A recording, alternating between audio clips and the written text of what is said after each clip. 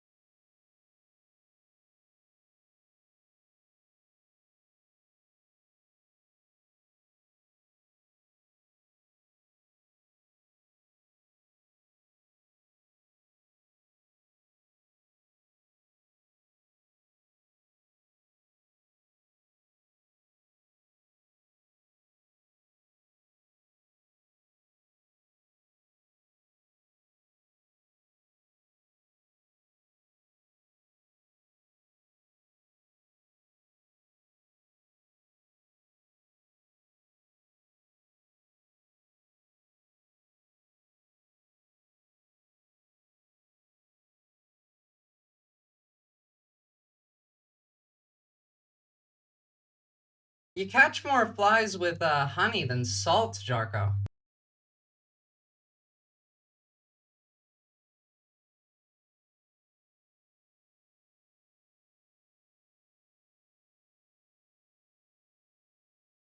Hey, Edge.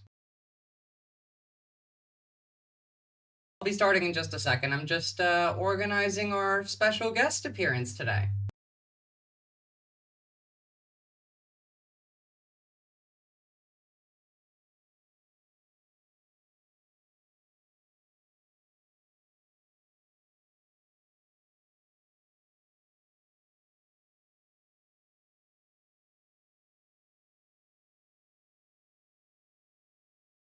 All right, all right. Hello, hello, hello, everybody. Good morning, good evening. I hope you're all doing all right today. What's up, Erratic Cookie? Only Homo sapien, Jarko, Etch. So, today we're going to have the Angry Ginger on, and that'll be in like about half an hour. First, though, I do want to cover some actual news. We've had an interesting couple of days here. First off, this is wild. Good thing that they took out all of the plants that were preventing a massive dust bowl from forming in the middle of the United States again. And now we can have haboobs. I love that word.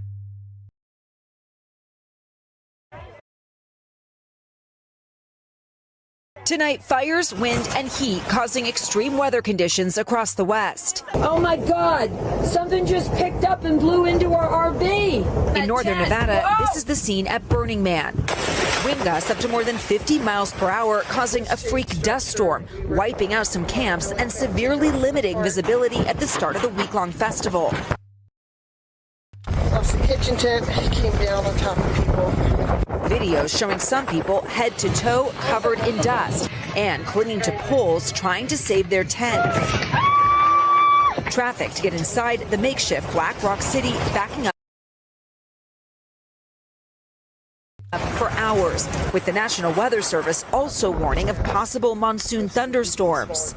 The scary conditions reminiscent of the disastrous mudpocalypse 2 years.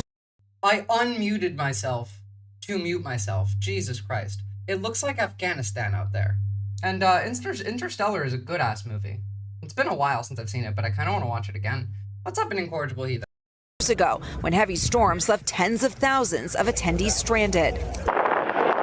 And in California, firefighters still battling that massive blaze in Napa County, now nearly 7,000 acres. Crews using aircrafts and dozers to gain control. I'm curious what summer's gonna be like over there, because Jesus Christ, it's not even spring. It's extremely rough territory. Some of it's cliffed out. Burning since Thursday, the Picket Fire now 11% contained and moving away from the town of Calistoga. The flames still threatening multiple homes, No, I properties. can see that, depraved ambiance. It kind of does remind me of the what Earth is like in Interstellar. The whole reason that movie happens. First Coachella, now Burning Man. I mean, to be fair, Burning Man's usually like that. Look at this though. Look at this fucking cloud. It is a wall of dust. I mean, we used to have storms like these, dust storms like these in the United States. I mean, like, look at the Great Dust Bowl during the Great Depression. But part of the reason that we stopped was because we planted shit that prevents this kind of stuff from happening in the Midwest. This is in Arizona, though, so, like, nothing you can do about that. It just don't live in Arizona. When will people are gonna learn the lesson to stop going to Burning Man? Never. Never.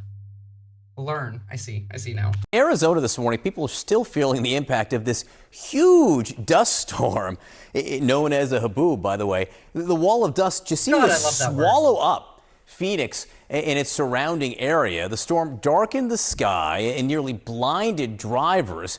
We have some video of what it looked like on the roads, near zero visibility for drivers. We are in the middle of a haboob.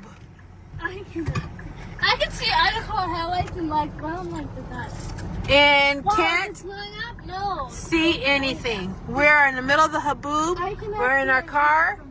I gotta say, as bad as that looks, I would still prefer that to a snowstorm. Boobs. Yep. I think it's clearing up. We can see a little bit in front of us. I think there's a car behind us, but we're kind of... No. Yeah. Okay, I can see the house on the corner here. It's like end of days. You can't see anything Holy shit. from inside. All right, we have other new video that shows kind of just how dark things got as it moved in. Oh Just my god, look like at it that. genuinely made it almost How nighttime. dark things got as it moved. So, enjoy the new climate, y'all. We're gonna get a lot more of this. Moved in. Just look at that. At Phoenix Sky Harbor Airport, the storm's 70-mile-per-hour wind gusts shredded a connector bridge and caused major delays. Really can't get over just how tall like that We'll wall of dust is there. And there was a weekend dust storm in Nevada, too, that blew through the Burning Man Arts Festival. This isn't the Unclear same if the people storm, who were actually so there there was two over the weekend. Okay. realized what was happening. That's a different story. CNN meteorologist Allison Chinchar joins us now with the latest. I think we could leave that there. But yeah, no, this is going to be the norm pretty soon, if not already. Meanwhile, like, we're doing literally nothing to make it better. In fact, we're actively trying to make it worse. Here's RFK Jr. today. Wind is the most expensive energy. They have killed 160 whales in the last 2 years. They're wiping out the population. You're gonna save the whales on the East Coast because of this. Every word of that is a lie. So, you know, we need to turn off the machine. Oh, maybe that's why. Maybe the Democrats can't turn the weather machine off because they got kicked out of the building. And you are bringing that back. You are bringing those communities back. I wanted to talk because you mentioned the wind farms. We now have an interdepartmental coalition, a team which is. Well, oil is good for whales, you know. Yeah, they got to drink the oil straight from the drum. It's like multivitamins to them, apparently. Is Doug Burgum and Howard Lutnick and Chris Wright and Pete Hegseth. We're all working on this issue. And Lee, sorry, Lee. We're all working together on this issue. We're meeting together. Twit 2, sorry, that's Shai Hulud, the worm that resides in his brain. That's where the connection problem comes from, you know? Doesn't RFK drink oil? Checks out. I would believe it if someone told me that. I mean, you know, these people are insane. Look at this shit. First human case of New World screwworm detected in the United States. Make America healthy again, after all. Once during the Biden administration, between Maine and Virginia, it's 1,130 towers. Oh, also, yeah, these are the same people that told us that bleach cures COVID. Now wind kills the whales. Oh, by the way, they're probably going to make the COVID vaccine illegal next month. So, you know, there's that. Billionaires famously concerned with the environment. Absolutely. This is true. Comically third world string of events. Trump fires Federal Reserve Governor Lisa Cook, which is terrifying quite a lot of people. Trump admin warns schools that using essays, geography, or other, quote, unlawful proxies for race to promote diversity is illegal. Like, that is a very Taliban-esque sentence. ABC and NBC should lose broadcast licenses, according to Trump. Trump approval falls to 41% in deep red Alaska. RFK, quote, Americans that are affected by the dust storm should stand outside and open your mouth. Consuming dirt and sand is a good source of vitamins and minerals. That does sound like what a sandworm would say. So, you know, eventually, RFK Jr. is actually going to become the God Emperor of Dune. This is how we get Arrakis on this planet. Genuinely, third world ass fucking country. And to be clear, the other third world ass country Taliban governments agree with me. Because guess what? The Taliban also literally agrees with me. The Taliban welcomes American influencers to Afghanistan. I didn't see this 7 days ago, but this is fucking wild. Especially the intro. We have one message for America. Welcome to Afghanistan. What the fuck was that? One message for America. Welcome to Afghanistan. I gotta give it to him, that was a good one. Afghanistan. It might not be on your bucket list, but for a growing group of influencers, the thrill of hanging with the Taliban, the Taliban have come to join my workouts, and dispelling the country's negative image is just too tempting. This is the underwater division. I don't know what to say about this except, oh my god, we are actually a third world country now. We're welcomed by the Taliban to Afghanistan. Taliban is literally actually more pro-immigrant than America. Clearly, yeah. Women are actually out in the streets. The whole they don't have rights thing here. We've just learned that they have more rights than men. I'm being hijabbed right now by I doubt that one. Taliban member. Hijabbed right now by a Taliban member. This is insane, actually. You can just give me the lobotomy now. Same. One American who Just put recently me in the arrived in camps Afghanistan is Keith Sinclair from Albuquerque. It's officially day 2 of driving from Afghanistan back to America, and we're here with a CNN crew in the city of Kabul. Keith has been driving around the world in his American muscle car. Getting some stares from these Taliban drivers. They want to do fucking fast and So do you have a furious routine when you come to a city like this, like Kabul? First thing I do is find a gym. Are there good gyms in Afghanistan? Oh, Of course they have gyms in Afghanistan. yeah.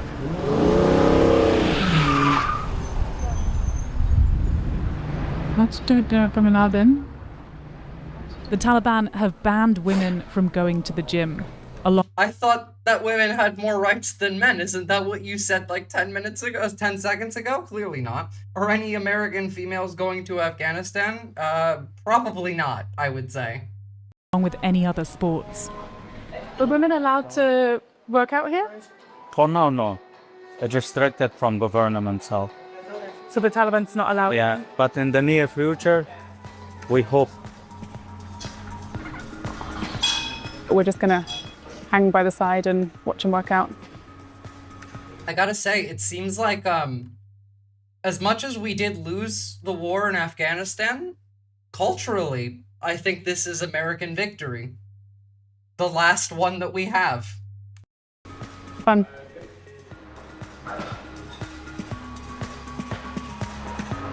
So this is the result of driving around the world. I need like 8 hours of this content of just like the Taliban being friendly to American influencers. Still jacked. We'll see in another year from now when I make it back home.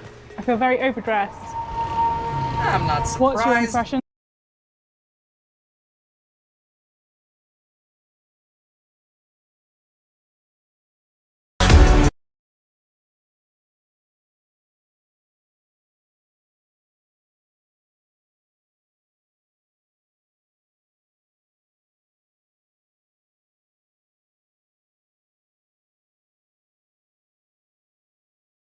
Of Afghanistan been? I had good expectations, and they've actually been blown out of the water in terms of hospitality and kindness from the Taliban. The Taliban you found to be very kind?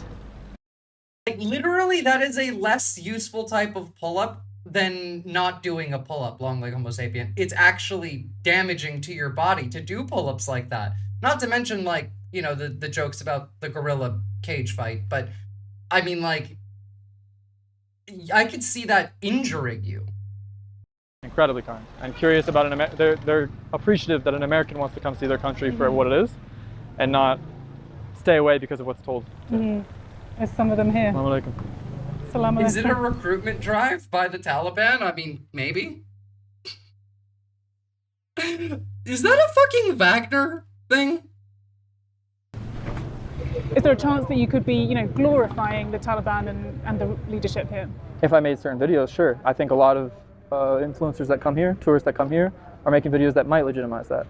Oh, like just chilling with the T-bros. Oh, let's just hang out. Like, oh, they're cool guys. Did he just call sure, them that the might legitimize T-bros? it. But videos of me and my focus of showing the local culture, no. 100% no. So are you? It's always worth showing local people.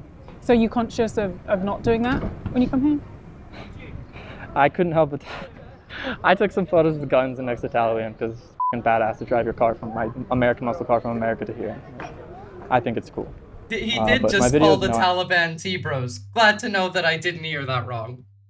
Not somewhat kind of glorified. It's the jihadization of America, but not in the way that the Republicans are saying. The Taliban? I think it's glorifying how badass of a trip this is. It's undeniably a f***ing amazing trip to take my car around the world. And there are some, you know, especially women's rights activists, I think, who have spoken out against tourists and American tourists coming here. Really? What have they said? Yeah. What have they said?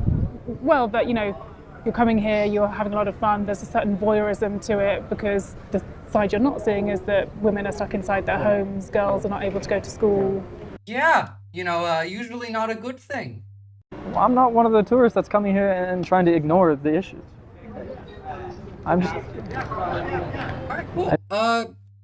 Seems like we're just about ready, so give me a second, and let me get this set up so we can pull up our friend. Let's see.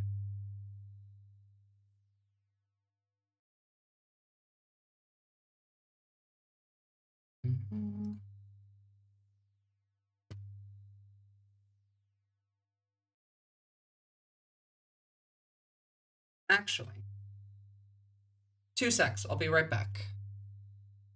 Make this easier.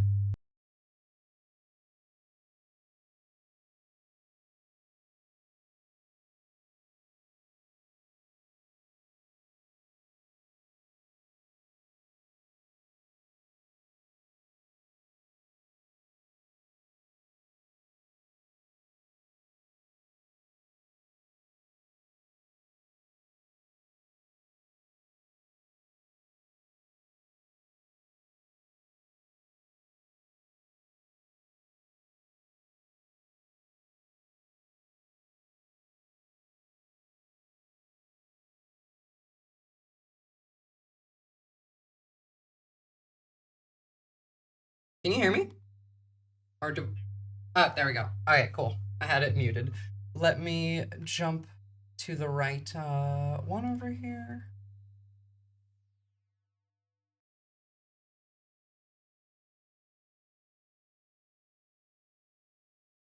Why can I still see myself?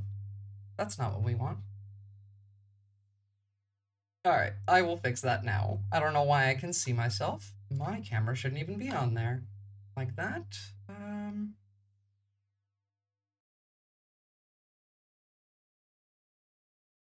That should do it.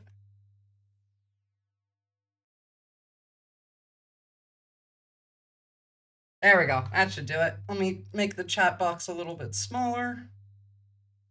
Hello, hello, hello. Welcome to the stream. It's fantastic to have you. I very much like your stream. It's one of the few that I'll actually watch.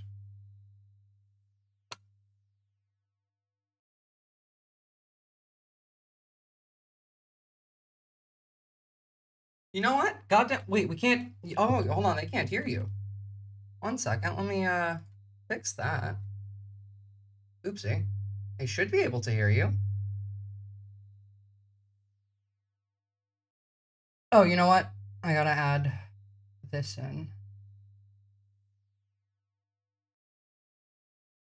No, don't worry, I got it. I just gotta add, a source in for them to directly grab it from a Discord. Cool. OBS, right? I am indeed. Yeah, I use OBS too. That should do it. Guys, could you can you hear? Can you hear me now? Yeah, cool. They can hear you now. Sick. All right, there we go. All right. So, we've had a lot happening. Just before you hopped on, we were talking about how apparently the Taliban is welcoming American tourists. And the intro to that video was like actually fucking wild. Do you want to see that? Because it was very funny. Let's see it. Yeah. All right. Cool. Now, give me a second, because I've only just set up how to do this with another person for the first time. No, that goes above. And then the desktop display should be like this. Please tell me this will work. Yes. Yes. It does work. It does work. As long as I keep not fucking with Discord.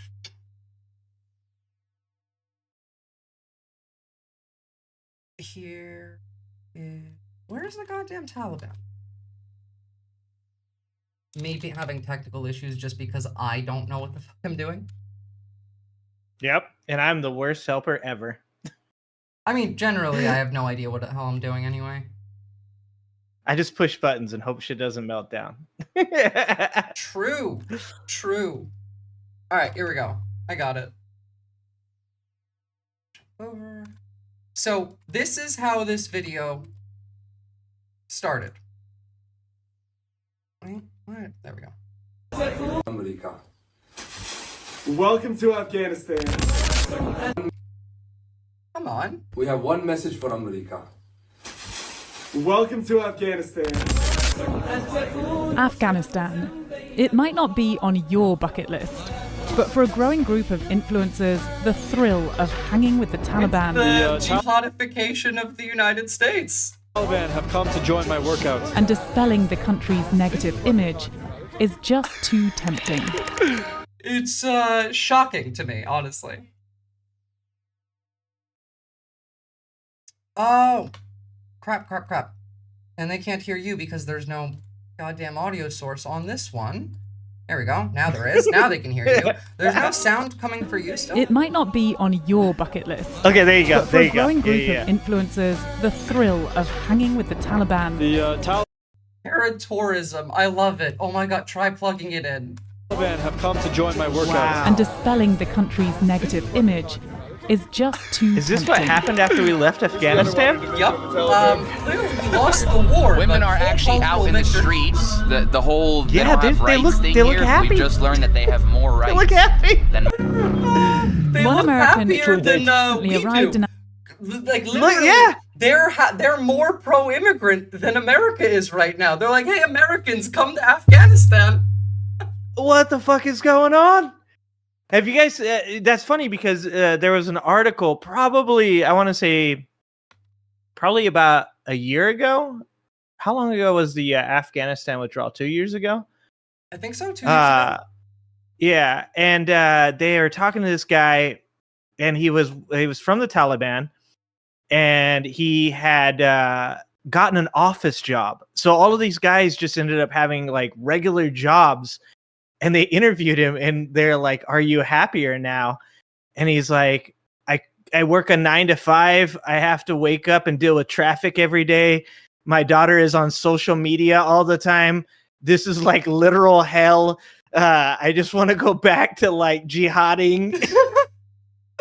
Honestly, like, can't blame the dude, you know? No, I was like, dude, you know, society has failed when the guy was like, take me back to the caves. Like, I've said this before. No air conditioning. I would literally rather go back to agrarian times, like, than continue on the path that we're on. Oh yeah, my God, it was 4 I years was like, ago? he was like the part where he's like, what did he say? He's like, the one of his like former like I don't know, what would you call them, squad leaders was like the CEO of the company, and he's like, he just gives me lots of paperwork and makes me go to meetings. I would also rather, fight and die for Allah than work in an office job. Jesus Christ. Dude, I had a 2-hour meeting today. No, I know how that feels. I'm like, dude, like put me in the caves in Afghanistan. Drone strikes?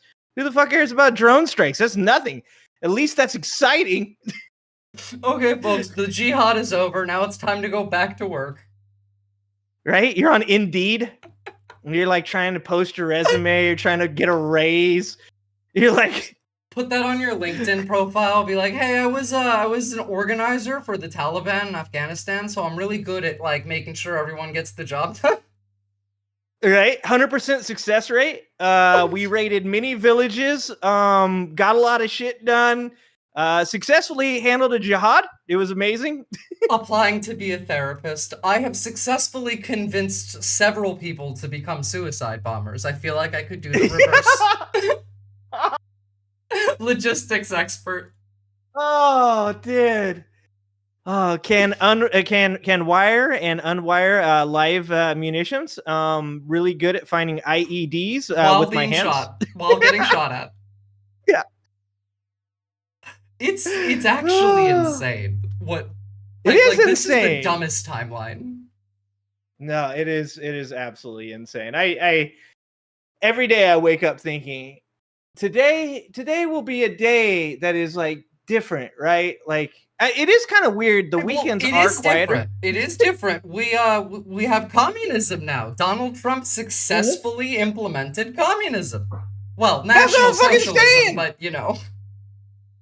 What the fuck is that? Like, dude, Kamala Harris was like, hey guys, you know what? People were gouging you guys on eggs, and I'm gonna put a stop to that shit. I'm gonna put a stop to it. We're gonna put short-term price controls to stop people from taking advantage of you guys during crises. And people were like, fuck that.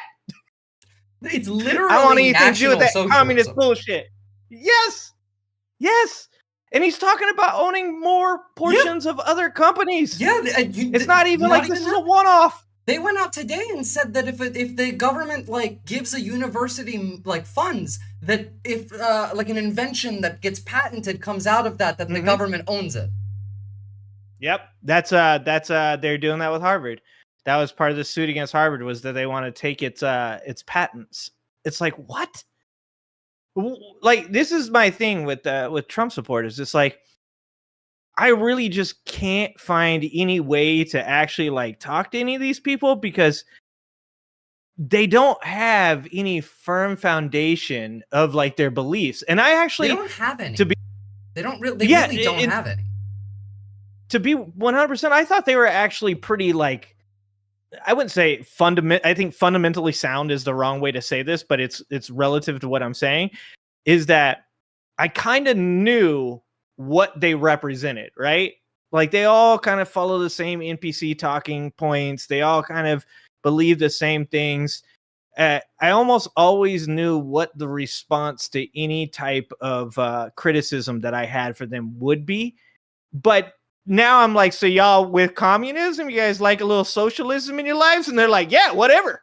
I mean, if only they were doing actual socialism, it's that would be nice. No, this is what they say. Is empathy a sin? Some conservative Christians argue it can be. These people would crucify Jesus. They have no firm beliefs because they don't logic themselves into their position. You can't logic them out of it if they don't logic themselves into it.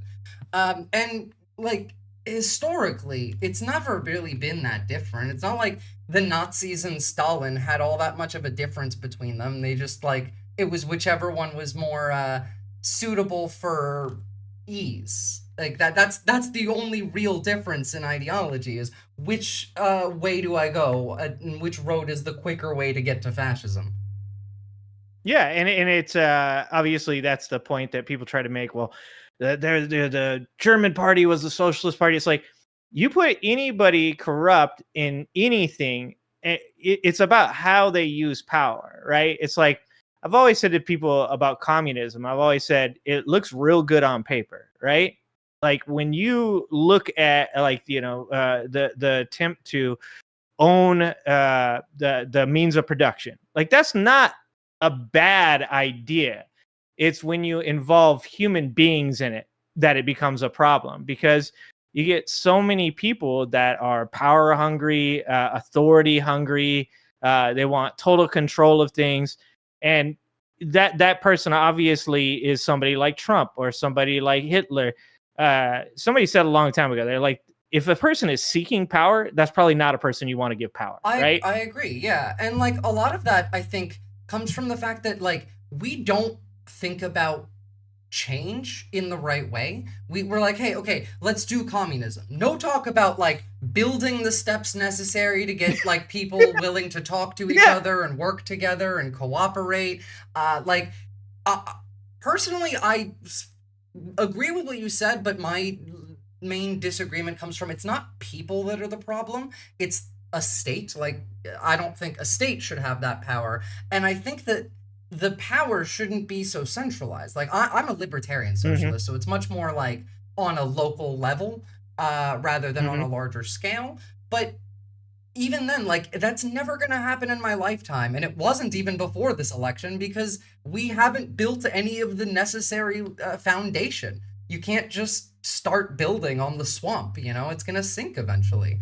And like to even double down on what you said, even people who don't actually like have bad intentions and then gain power can then go bad. Lenin is a great example. Lenin, before he took power, wrote quite a lot of libertarian socialist leaning stuff, and then they didn't get rid of capital, and money corrupts and power corrupts, and then Trotsky corrupts, and then oops, suddenly we don't have socialism, we have state capitalist like fascism, and nothing changes. I talked about Obama before when he got into office, right? And I think that Obama had a lot of good intentions.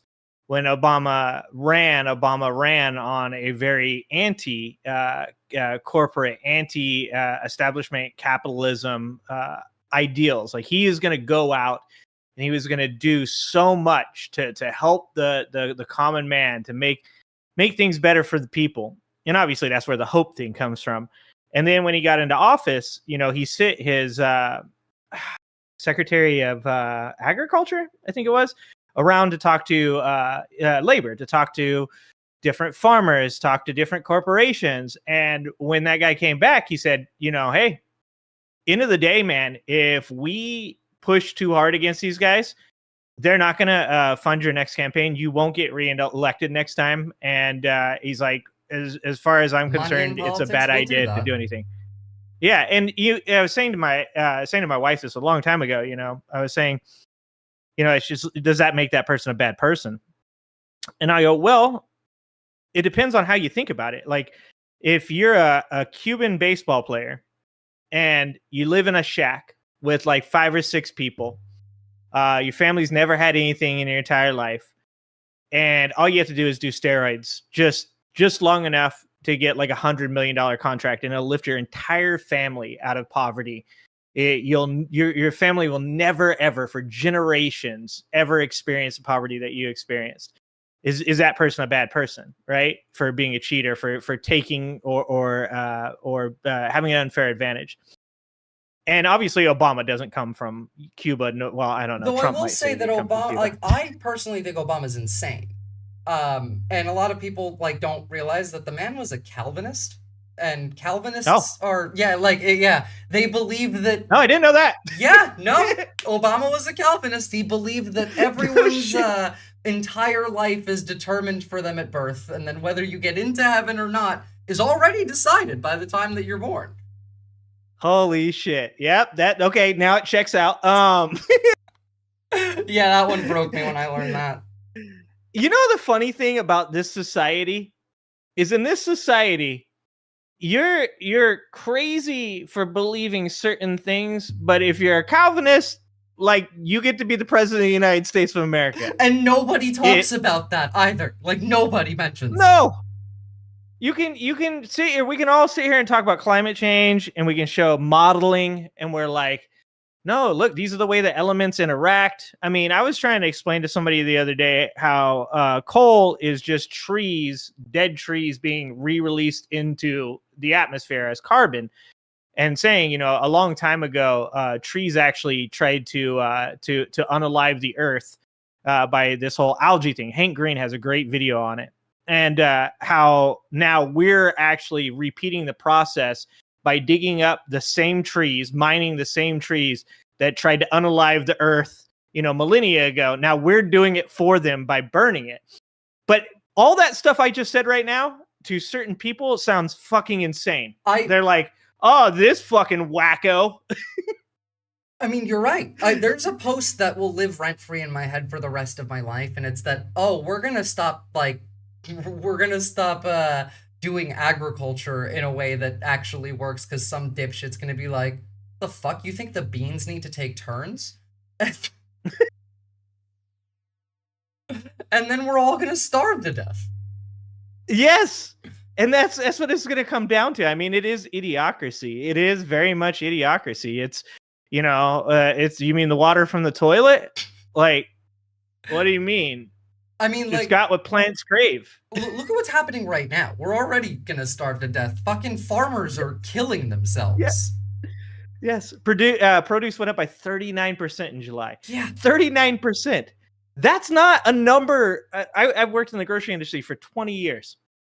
That is not a number. Period. I can't even imagine that. 39%. I work in the more expensive side of grocery too, the health food industry. And, one of the funny things about that is forever we would have these kind of what are called conventional people that don't shop organic and stuff. They shop at like Safeways and stuff. And they would come in and they'd look at the produce and they go, that's $2.50 for a pound of red onions. Well, shit, at Safeway, it's 29 cents a pound. And I'm like, you have no idea what's about to happen to you. If you think that you can deport the labor, you tariff the products, like these people eat nothing but Mexican tomatoes, nothing but Mexican avocados. Like, they have no idea. And I can tell you that because they would come into my store and they would see avocados from California on the shelf, and they go, why are those so expensive? Just like how we got to bring manufacturing jobs back to, we got to bring textile jobs back to America so the Americans can pay $87 for a t-shirt that they will never buy. Yeah. To be fair, these people do spend $40 for a red hat, so, That's true, actually. That does, like I said, sometimes they throw a wrench in it. The one thing about all this is Trump becoming less stable has made their ideological foundation less stable. And, I've always believed that Trump really overall is a panderer. People especially my subscribers, give me a lot of shit for this idea.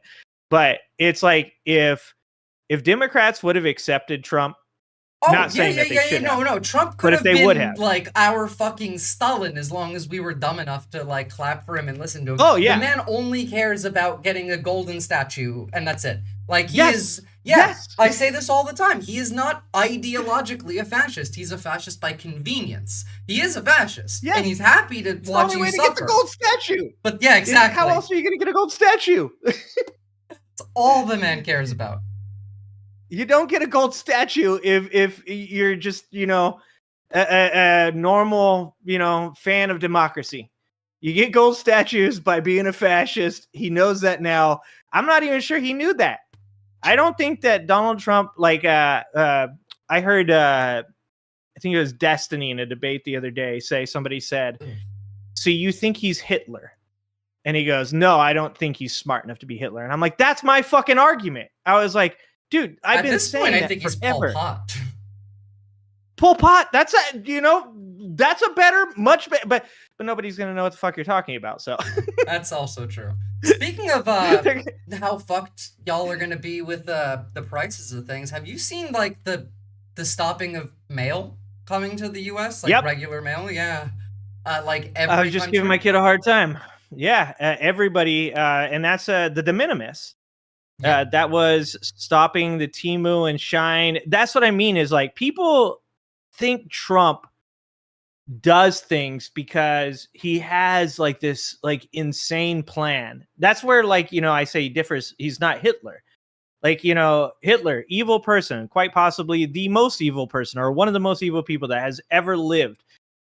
But he had a plan. The dude, as terrible as the plan was, he had a clear vision of what he was going to do. It waxed and waned depending on how much methamphetamines he was on at the time.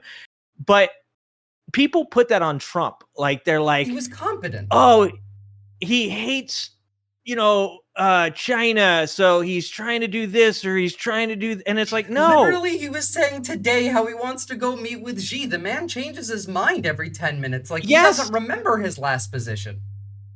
Because he's that person. He's there's a good video by a guy named Alan Watts. I think Alan Watts died in like 73.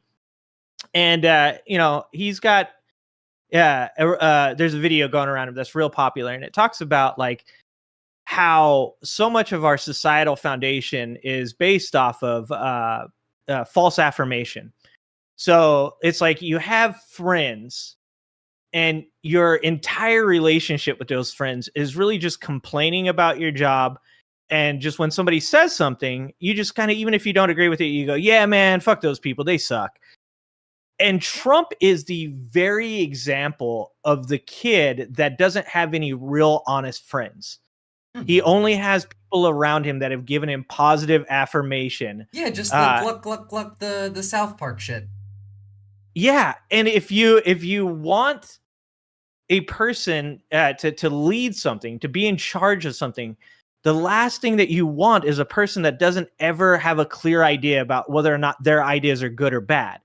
A lot of like generals fall apart when they get to a point where their lieutenants are too afraid to tell them bad news, right? So like Napoleon with Waterloo, there was a certain position where these lieutenants wanted to come to these generals and say, hey, we lost a battle. It was bad. We've suffered hard enough losses now that probably going forward with this fight is not a good idea. But the lieutenants at one point or another recognize, oh, like I can't say that to him because he's going to blow up. He's going to freak out. He's going to, send me home, whatever it is. It's a good Trump point is from like Depraved Dominance. People are more likely to rate generative AI chatbots as reliable if the chatbot agrees with them, even if they're wrong. Exactly. Yep. And he's like a amalgamation. The thing about Trump is it's not like he is a chatbot. Yes. That's actually not wrong. Yeah, he parrots out what you put in. He's a mirror. We're actually really fucking lucky. I say this all the time, and people like give me like a weird look. I'm like, no, we should thank fuck for Donald Trump, because could you imagine if it was someone who actually had any fucking clue about what day it is or what's going on? Like, at all. At all. Yeah, well, think about this. Everybody's so excited that he's got fucking grayscale, and he looks like his heart's going to stop at any moment. And me and you both know that he's not the person behind like 99% of the things that are happening. The only time Trump makes a decision is when he's on television and he makes one in the moment and everyone gets mad at him because it ruins all of their evil master plans. Like, that's why they want to get rid of him, because he just makes decisions on camera. Fucking seriously. It's like, he is the guy that if you are an evil genius and you're like, yes, finally, things are going as planned. And then Donald Trump's, you know what? We're going to have FIFA. Like, no, we're kicking all the brown people out of the country. He's like, nope, we're going to invite all of them over. Yeah, we're going to invite 600,000 Chinese students can come into the country. Like, just today. The man is insane. It's quite funny. Yeah, and like I said, the thing about it is like everybody, and I'm not saying for the left that it isn't going to be like a happy moment for them when he passes, right? Like, it's obviously going to it's like comfort food, right? It's like for the moment, it's going to feel great. But what they don't realize is I don't think JD Vance is smart enough to really do enough, but he's enough to be a good puppet. And when you talk about the Peter Thiels, yes, Peter Thiel is smart. And they're smart in a weird way. They're, people kind of like they abuse the word genius. No, he's an autist. Genius. Yeah, exactly. My son's Asperger, right? He's an Aspie, and he knows a lot about space, and he can tell you a lot about geography. He can tell you the state capitals, all that stuff, right? But when you put him in front of math, yeah, he's not a huge train guy, but you put him in front of like math or something like that, and he gets a little bit frustrated. And for me, I'm the opposite. Like if you put me behind numbers, I'm great with numbers. Peter Thiel's pretty much said it. In fact, I believe he did say it. He said, no one will ever vote for our ideals. Yep. We need somebody to get into office so that way we can use the system to get what we want from it, because it'll never work for us.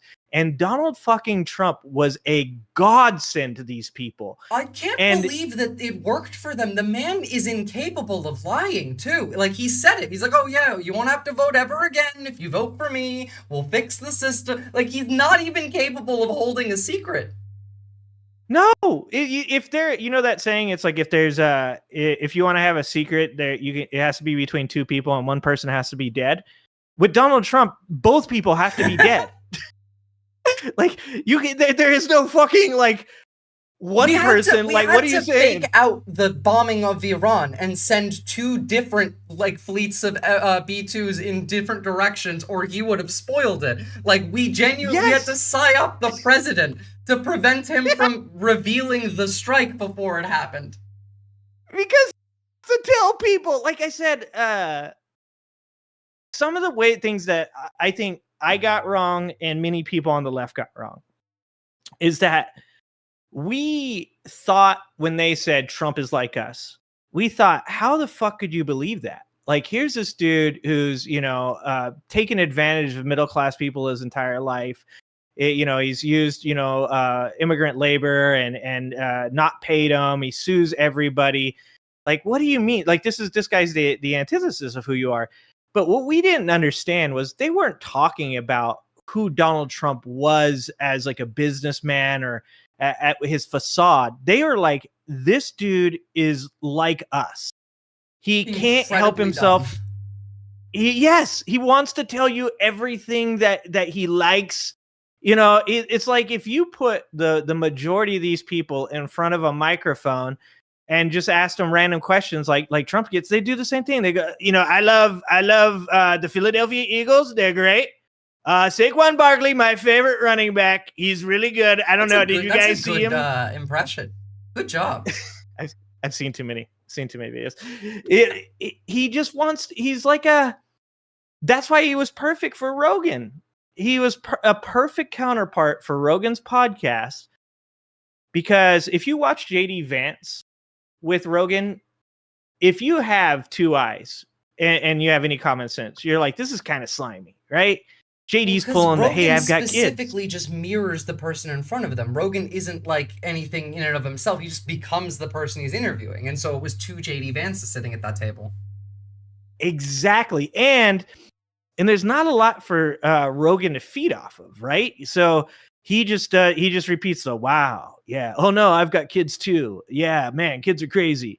But Trump is like, he's the bro. This is why the Andrew Schultz and all those guys loved him. It's why he could sit there with Aiden fucking Ross, a literal man-child. He like sat there with this dude, and he broed with him. Man-child as if he isn't exactly the same. I mean, just look at this. I think Terry Cole. I think Gaddy Serralta had something God damn it. to give you on behalf of all Here we go. law enforcement.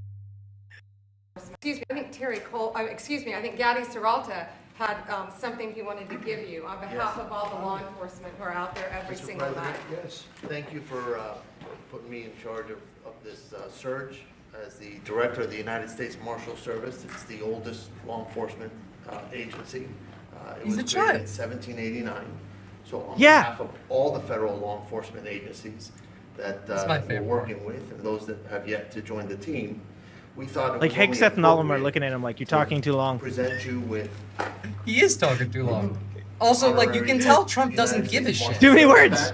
No, he doesn't. But he's about to get his badge, though. Well, look at him. Do you see that? It's got a little little item over here. It's a key for the handcuffs that you should like have on you. That you continue through your policies and your efforts. You can tell when he's excited too. Like he was excited when he got the FIFA Cup, because he's like, oh, gold shiny trophy, I get to hold it. What, a badge? Fuck cops! Like the man is literally like all ACAB is what he would be saying if he was on our side, because he actually does fucking hate cops. Yes, and have you seen the one where he steals the medal? No, I haven't. This is the dictator the one. FIFA Cup medal. Oh yeah. I didn't realize he stole it, because they said you have to give it back, and then I stopped watching because I don't care enough, and apparently he didn't give it back. Yeah, he pocketed the medal. He's walking off of the stage with the president of FIFA, and the president of FIFA is going, "Come on, come on, come on." And then he kind of holds out his hand as Trump is folding the medal up. It's like a gold medal for kind of like a Olympics medal, but for FIFA. And Trump folds it and then tucks it into his jacket. And you just see the FIFA guy go, "Oh, it's fine. It's fine. Like, we'll deal with it later." He just loves to steal shit. The man's a klepto. He's a fucking child. Yes. Yeah. And also, It's shiny. on the point of he can't hold like the secret, he just says it out loud. But then he goes on television and says, "Oh, Trump is a dictator. He's a dictator." And a lot of people have heard. So the line is that I'm a dictator, but I stop crime. So a lot of people say, if that's the case, I'd rather have a dictator. But I'm not a dictator. I just know how to stop crime. Like, what are you even saying? Like.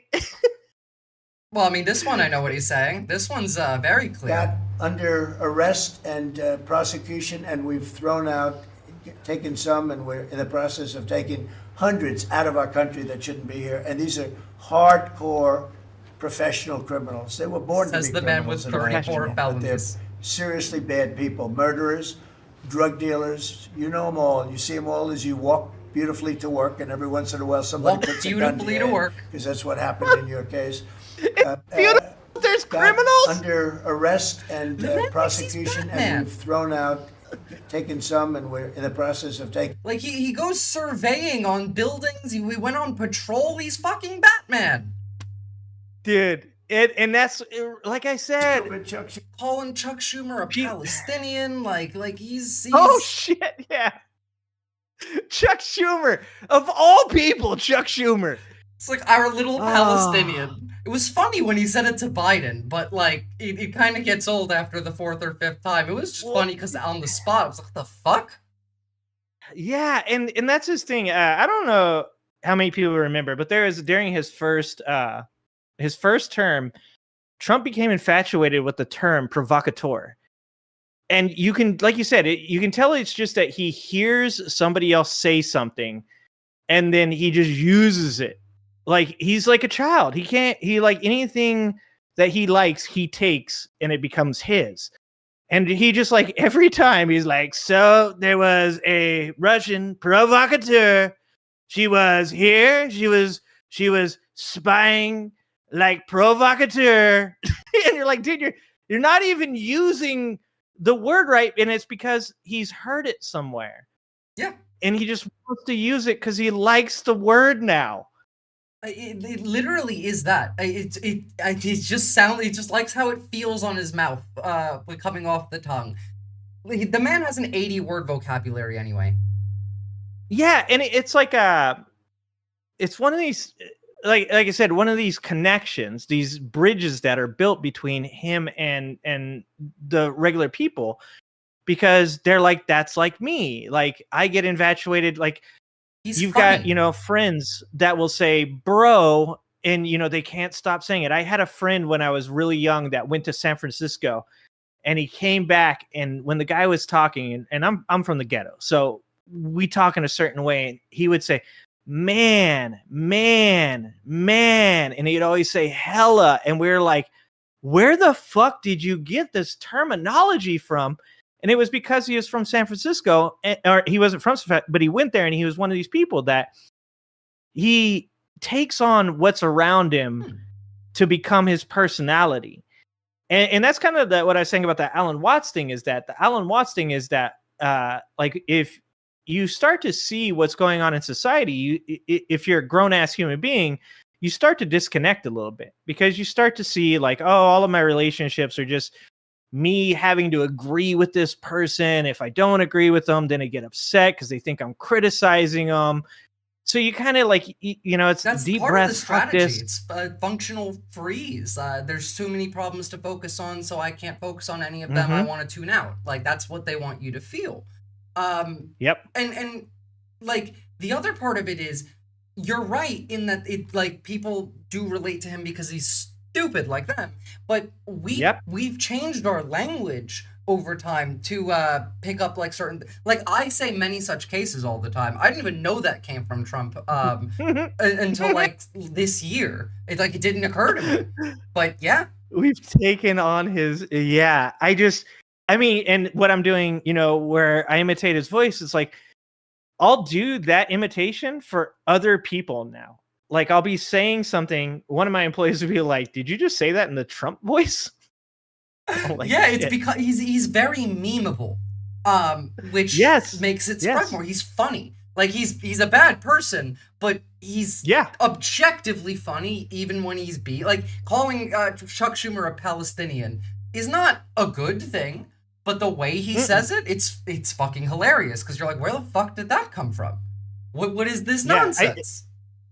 I said obviously the first term, different story, but second term, obviously people voting for him just fucked the entire country. But I always say that in the first term voters robbed us. They robbed us because Donald Trump's reality TV show was going nowhere. It was ending. It was finishing. His time as being a relevant reality TV star is pretty much over. Just think of Donald Trump doing reaction videos on YouTube. It would have been fucking gold. Somewhere Can you in see the universe, Donald there's Trump? a timeline where Al Gore won in 2000 and Donald Trump is just like a fucking retired like television star or a content creator. Just a content creator. I'm telling you, Donald Trump as Aussie man, just the Palestinian war. Wow. He was against the Iraq war too. Like he really would have actually. Yes, I know. He's the most anti-war president of all time. Except, now. But that's except now. Yes. Could you just imagine though, like the content that could have been created by Donald Trump on YouTube? Just imagine you pop onto one of these debate channel WIC TVs. You've got Vosh, you got yourself, you've got Destiny, and then Donald Trump. I would, as much as like I hate debates, I would love to see Donald Trump on Jubilee. Oh, dude, Jubilee! That's what I'm saying. We got robbed. Jubilee, Donald Trump versus 20 anything. Yeah, anything. 20 anything. 20 women, 20 men, fucking 20 Republicans. Just not children, because then that gets just not TOS. Children. Yep. We know where that's going. Yeah. Have you met my friend Jeffrey? He's a good guy. He's got a lot of children that hang out in his island. We could take a trip in the van over there after. Yeah. My friend Bill, he drove me here today. One Donald Trump versus 20 Joe Bidens. 20 Joe Biden. Come on, man. We got robbed. It's true. I'm telling you. Honestly, it was partly Hillary Clinton robbed us too. But yeah. We picked the one, and I just think that really, just to go back a little bit to what I was saying earlier, it's like, as bad as things are, and they are bad, like I said, I laugh a lot and I make a lot of jokes, and I laugh in the face of absurdity, but it is bad. This is straight up authoritarian dictatorship. Good. It's that bad that this is good. That right there. Thank you. That's what I'm gonna say. All right, is we've gotten to a point where Donald Trump broke shit. He did. If there's a silver lining to anything, it's that if you believe in a more progressive left, if you weren't happy with the moderate left, with the Barack Obamas, the Bill Clintons, the people that were going to constantly kind of, eat the elephant one bite at a time. That's like the whole idea, right? Is that you don't get to consume the elephant. Donald Trump showed you can. Donald Trump is the guy at the steakhouse that's like, give me the 4-pound steak. The man ate a donkey in just on his own. Ate the entire donkey. And now, this is of America. Food is now 40% more expensive after he ate the donkey. He ate the donkey, and there is no donkey left for the rest of the people. And if anything, what it has done is it said to the left that you don't have to play by these rules. Like these rules, that they seemed important, and I would say like my entire life I haven't been a very political person. I've always had like my own like foundational beliefs about like taking care of others and helping people, and I've never put myself on a political spectrum really. And when I looked at like what Obama did, when I looked at what Bill Clinton did, I saw good in the things that they did, and I saw bad in some of the things that they did as well. George Bush Jr., I don't have a lot of good things to say. Well, I would take him these days. But I was going to say, one of the things I had to say about Bush Jr. when people would ask me, they say, well, do you think there's anything good about Bush Jr.? I go, well, I'd invite him to my barbecue. He's fucking, he seems like the two. He's the type of dude that seems like he's probably a yeehaw, let's fucking have a great time, kind of dude. But he's also obviously a guy that you can tuck dollar bills in his pocket and he'll take you over to Iraq to get you some oil. I think that obviously during his administration, Cheney was the real president, and I don't think that's even a fucking question. But I'll tell you this: I still to this day can watch that video of George Bush dodging a shoe. And I'm like, to me, it's the one it's the now watch this drive. Now watch this drive. What was that? Here, let me pull it up. It was let's get that one. George Bush. Watch this. Now watch me hit this drive.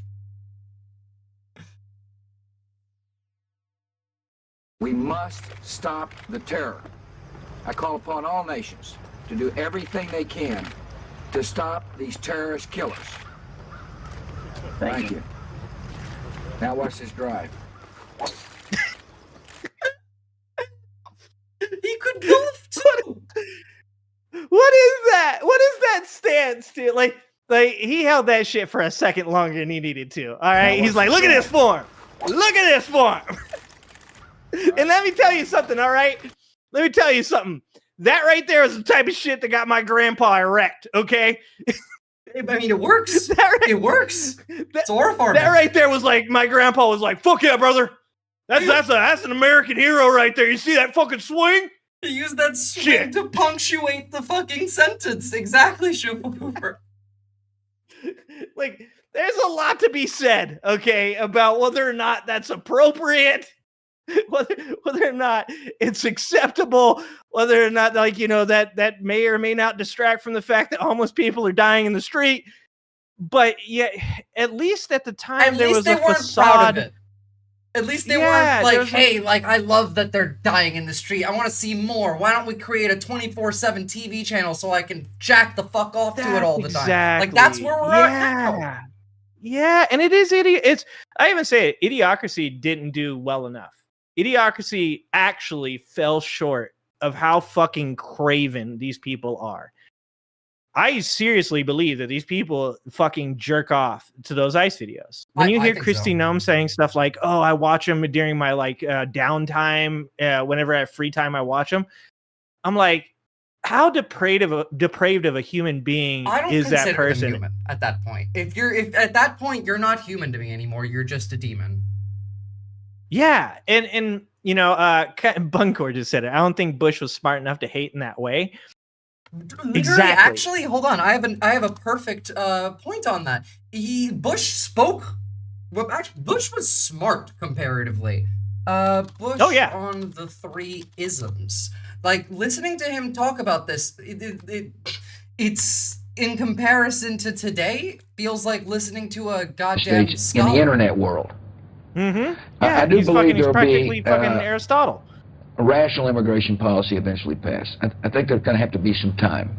What's interesting about our country, if you study history, is that there are some isms that occasionally pop up. One is isolationism, and it's evil twin protectionism, and it's evil triplet nativism.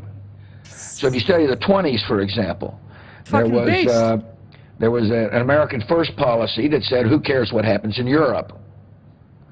Well, what happened in Europe mattered eventually because of World War II. There was Smoot-Hawley, which was a part of an economic policy, which basically said we don't want trade. In other words, let's throw up barriers. And there was an immigration policy that I think during this period argued we had too many Jews and too many Italians, therefore we should have no immigrants. And my point to you is we've been through this kind of...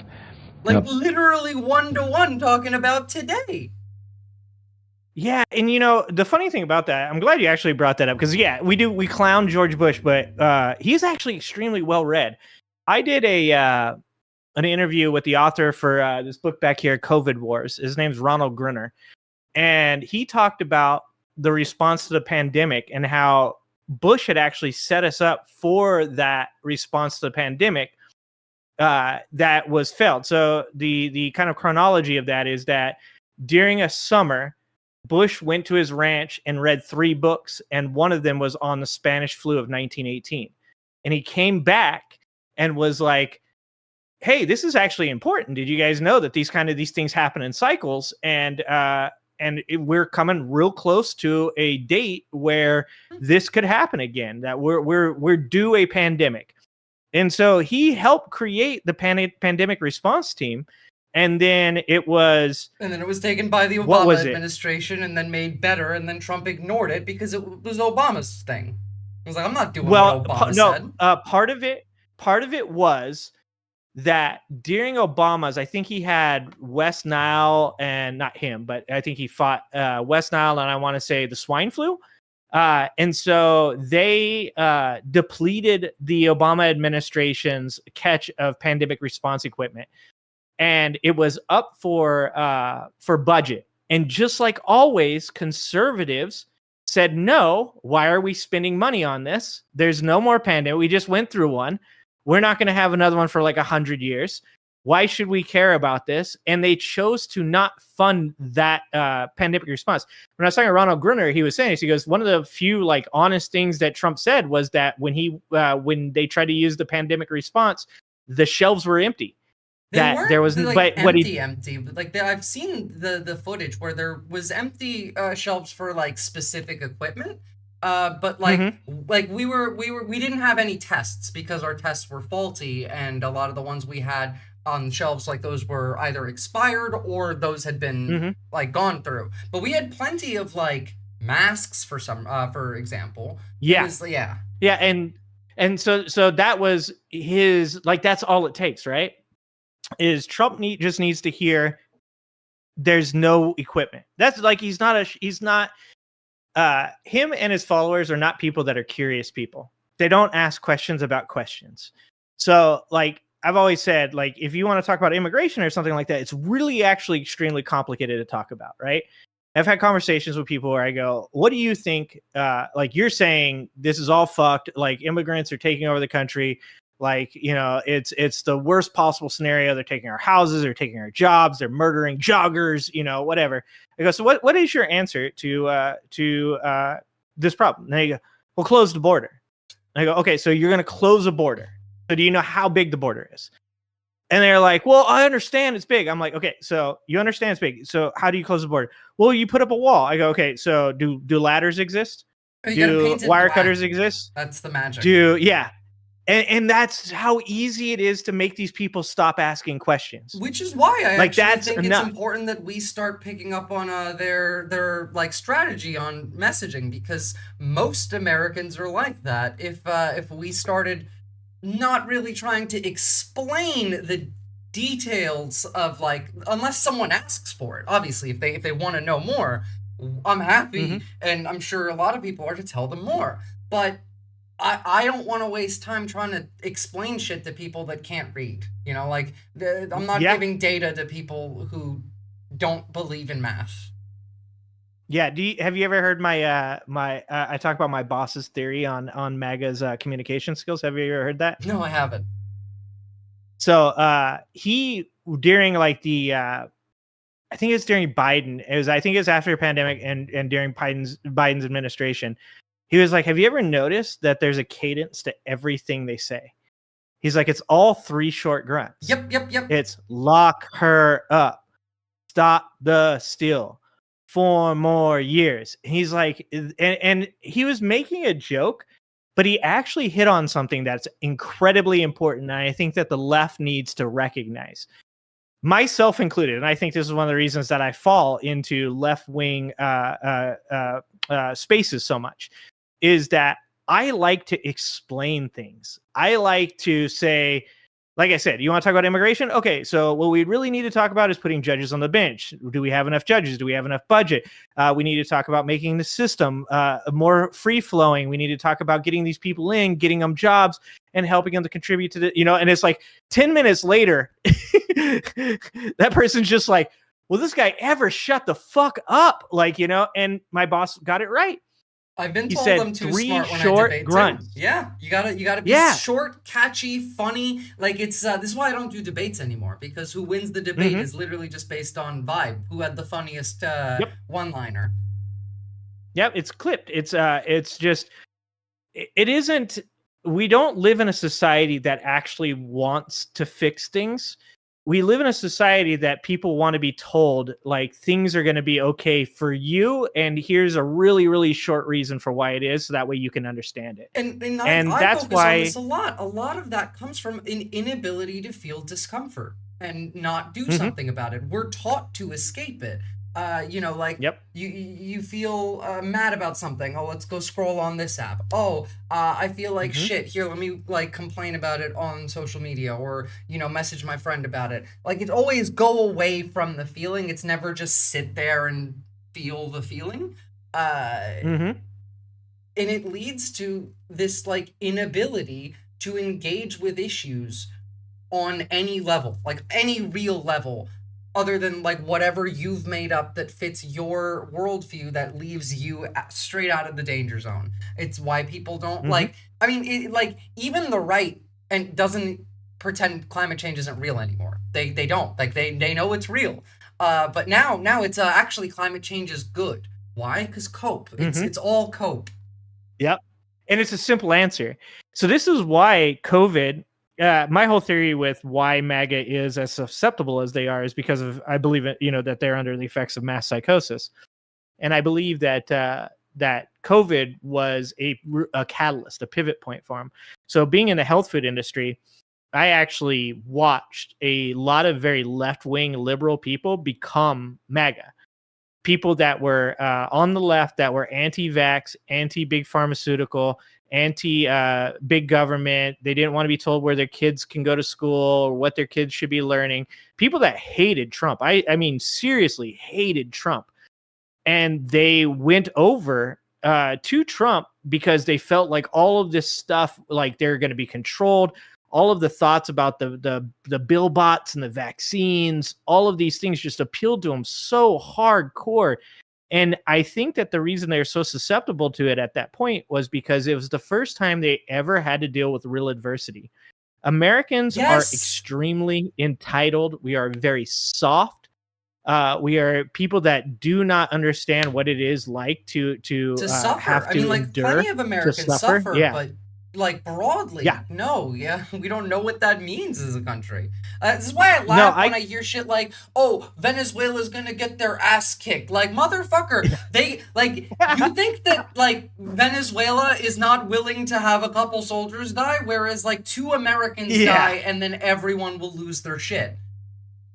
Yeah, and that's what I'm saying is I grew up as poor as you can in this country. I grew up homeless, eating out of trash cans. I grew up in a very, very poverty-stricken area. But because I grew up in California, my family had food stamps. My family had welfare.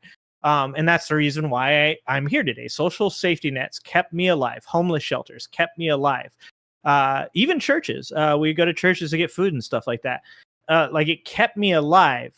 And I've been through so much adversity in my life that I almost find myself having a hard time finding any type of connection with people now in the stages that I'm in, right? Like I've been in management for about 20 years. I'm constantly having a hard time finding an ability to relate to people. And part of that is because I've seen a lot of bad shit in my life. And most people that I deal with have, my wife included, had a very good life. Well, you know, figuratively, or I'm sorry, relatively, have had a pretty good life. And when COVID happened, it just showed that all you had to do for COVID, all you had to do was sit in your fucking house, take your stimulus, watch Netflix, eat DoorDash. It would have been over in like a month if everyone just did what they needed fucking to do. wait it out. And the worst thing that you're possibly going to have happen for most people, like the most sus thing that they could have happen, was they're going to have to take a vaccine. And look, I don't even judge people for being hesitant about getting vaccinated. I did hours, weeks worth of research. Donald Trump was the fucking president. You think that I wanted to take a vaccine from Trump's administration? Yeah, hesitancy makes sense. Like that part I understand. It's the not incapable, but disinterest in actually engaging on the subject. Mm-hmm. And like you said, just like with the climate change thing. So instead of saying, okay, climate change isn't real anymore, now it's just like, you know, well, you know, if it is happening, it's a good thing. It's actually going to get warmer in certain areas, or I'm going to have beachfront property, whatever the fucking stupid, you know, opinion is. The vaccine thing was kind of the same. It was like, for me, I looked into who the guy was, the soldier that was in charge of who the scientists were. I looked into the history of mRNA vaccines. I looked into other vaccines. I looked into the vaccines that these people were hesitant against. And the reason I did all that was because I was a grocery worker. So I was going to be what was deemed a essential worker. And I was going to be the first person to take it in my family. So that way I felt like if I could take it and I felt fine, I could have my family take it and they would be fine as well.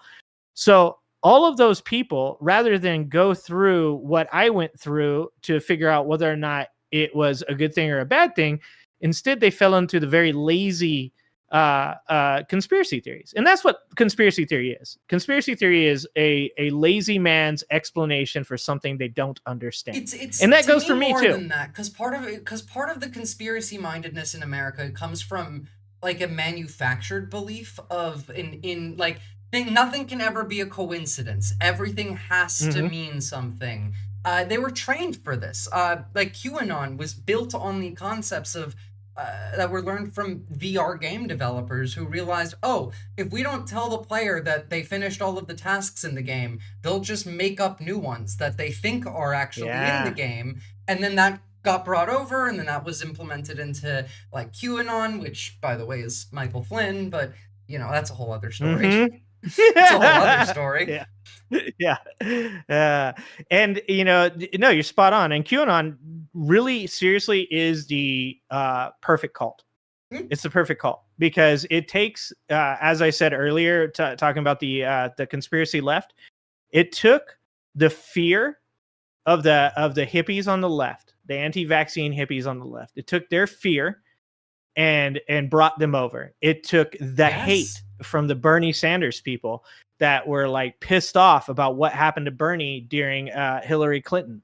And then it took the already extremely prevalent anger, hate, and fear of the conservative side, the fear of the other, which is just drives conservative narratives. It's always barbarians at the gate. And not a single bit of it was based in anything. Like I'm not even talking based in reality. Like not even that. Like they didn't even make a point. It was just random, like one text sentence of something that somehow kind of relates to reality, and then a bunch of bullshit that a bunch of losers online spent hours piecing together. Yeah, I mean, to as an example, a friend of mine was married during this time, and his wife went down the QAnon rabbit hole. And she, at the time, when I first met her, was like going to gay pride parades, right? Like she was the person that like hated Donald Trump. She thought, Monsanto was, the bees' stomachs explode and that's what's happening inside of us. All of these things, right? And after COVID, she actually believed that gay people were a government program to depopulate the earth. And that's like all it takes. You ever right? seen like Is a it QAnon just video? has to be what's that? You ever see a QAnon video, like one of the like Oh yeah. It's the images that they show you when they're showing you like when they say a scary word, scary image. Happy word, happy image, binaural music in the background. Like it's literal like hypnosis brainwashing. You're the fucking Winter Soldier and Hydra is brainwashing you right now. And it's mass psychosis. It's saying, don't worry, I know you're scared now, but hey, positivity. Now be scared again. The storm is coming. The storm is coming, but you have to be mad. You have to buy guns, but the storm is coming. Yeah, and one of the things about QAnon, I actually my YouTube channel actually got banned at the beginning because I would watch QAnon videos and critique them. That's actually, I got fucked on that one. I got my channel back, obviously. But one of the things about those people, when you watch those videos, and this is something Andrew Callahan pointed out, the Channel 5 News guy, because he did this whole documentary on this guy, Kelly, that was QAnon, is that they all have some type of trauma. They all have something in their life where they lost their home, or they lost a loved one, or they were, sued for all the money they have. And I think that COVID was a mass catalyst for them in that manner. That, a lot of them did either lose homes or family, or spent a lot more time indoors. Yep. A lot of time on the internet. It just happened at the right time as well, right? Like I've said before, the age of information. It's like we peaked. We got so far into information, kind of like what you just said about VR, right? It's like once all the information is on the internet, it's like then people start making up new information to put on the internet. Is it that humanity seems to have peaked between like 2010 and 2014? Like that was the peak of humanity. Oh, we're done. Yeah, we're done. No, there is. I genuinely, I don't like to be a pessimist. I'm an optimist in the way of like that I've survived everything I've survived in my life. So I always feel like I can get through anything. But when I look at society, there is definitely some concern. One of the things about idiocracy that I think is overlooked is a lot of these people are sitting inside their houses watching Ouch My Balls and jerking off on the internet. But outside their house, the country is burning. Yeah. Like that's like you don't see that because it's focused mostly on not sure. But the insinuated environment is that there are a bunch of people that are inside their houses unaware that outside the entire country is burning to a fucking crisp. They're aware of it. They just try not to think about it. If Just like anyone's you said unaware of it, I would say it's probably the liberals. And a lot of that comes from an inability to conceptualize the changes in the entire world that you've known for your whole life. And because there's not a tank rolling down the street, and most of the current like civil war is happening online, it's easier to ignore. I found one of these QAnon videos, though. I want to show it just for a second, just to get a vibe of like what it sounds like. It's fucking insane. I dated one of these people right at the beginning of QAnon. It was okay. horrible. Oh no. It was fun. I got to make fun of it. Wait, you know what? Here we go. It'll be like fast moving words. Yeah, the music is like chill. Oh, dude. Yeah, it's so hypnosis.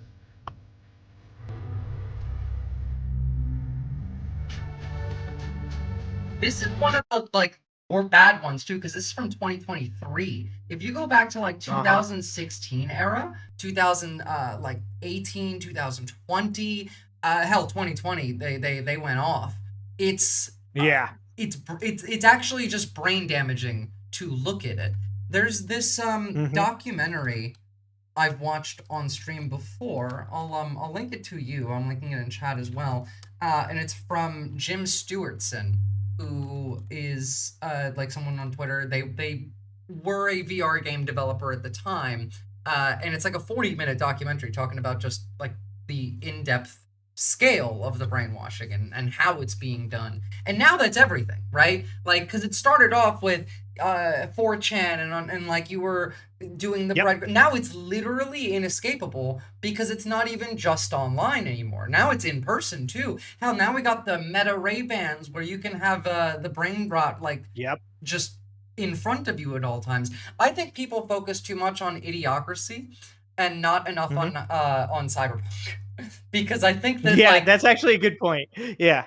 we're currently, to me, in multiple dystopias. This is like 1984, Cyberpunk, and Brave New World put together to me. So I was hoping we go at least Brave New World, but I was like, fuck, at least if we're gonna go this fucking bad, can we just like, can we have some drugs?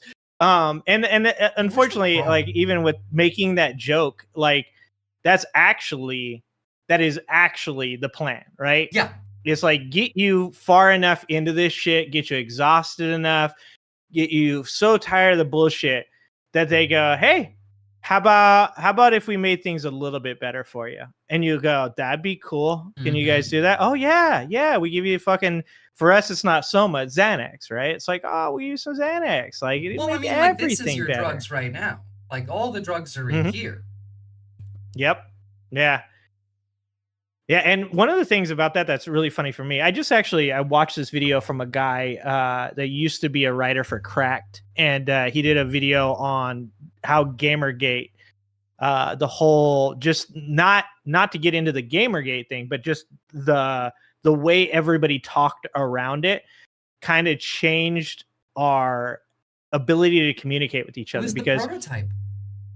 It was the prototype, exactly. It was like a time where we were all learning how to like text each other, how to talk to each other in text messages. And he said, you had to, if you wanted to get your point across, or you wanted anybody to understand an emotion, you had to exaggerate the things you said.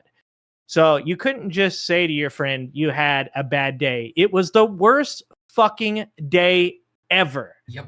In that way that you knew that person would get the gist of what you're saying. So when you look at like Asmongold, right? It's never just like this game wasn't that good, 3 out of 5 or something like that. It's always, it's the most woke piece of shit game you will ever play in your life. It's never like, hey, this game could have been better. Maybe next time they'll get it. That doesn't get clicks. It's the algorithm, which is what's directing the views, wants you to be angry. Hell, part of why I think I do well is because I'm constantly yelling. Yep, probably. And to be honest, I mean, a lot of people out there don't want to talk about this kind of stuff, but you do talk about this kind of stuff, is that like the algorithm is listening. It's like, when I told somebody the other day, I was like talking about electronic price tags in grocery stores. They're trying to use artificial intelligence to map your facial features and stuff. And they're like, oh, that's creepy. I'm like, well, how creepy is it that Facebook has been using that technology forever? And they're like, well, what do you mean by that? I'm like, well, like for comments and stuff like that. Like when you read comments, if you pause long enough on comments, I'm not saying that they do it through everybody's camera or anything like that, but they have openly said that they have worked with research technologies, to determine how people react to certain types of comments. Like, does it make you smile?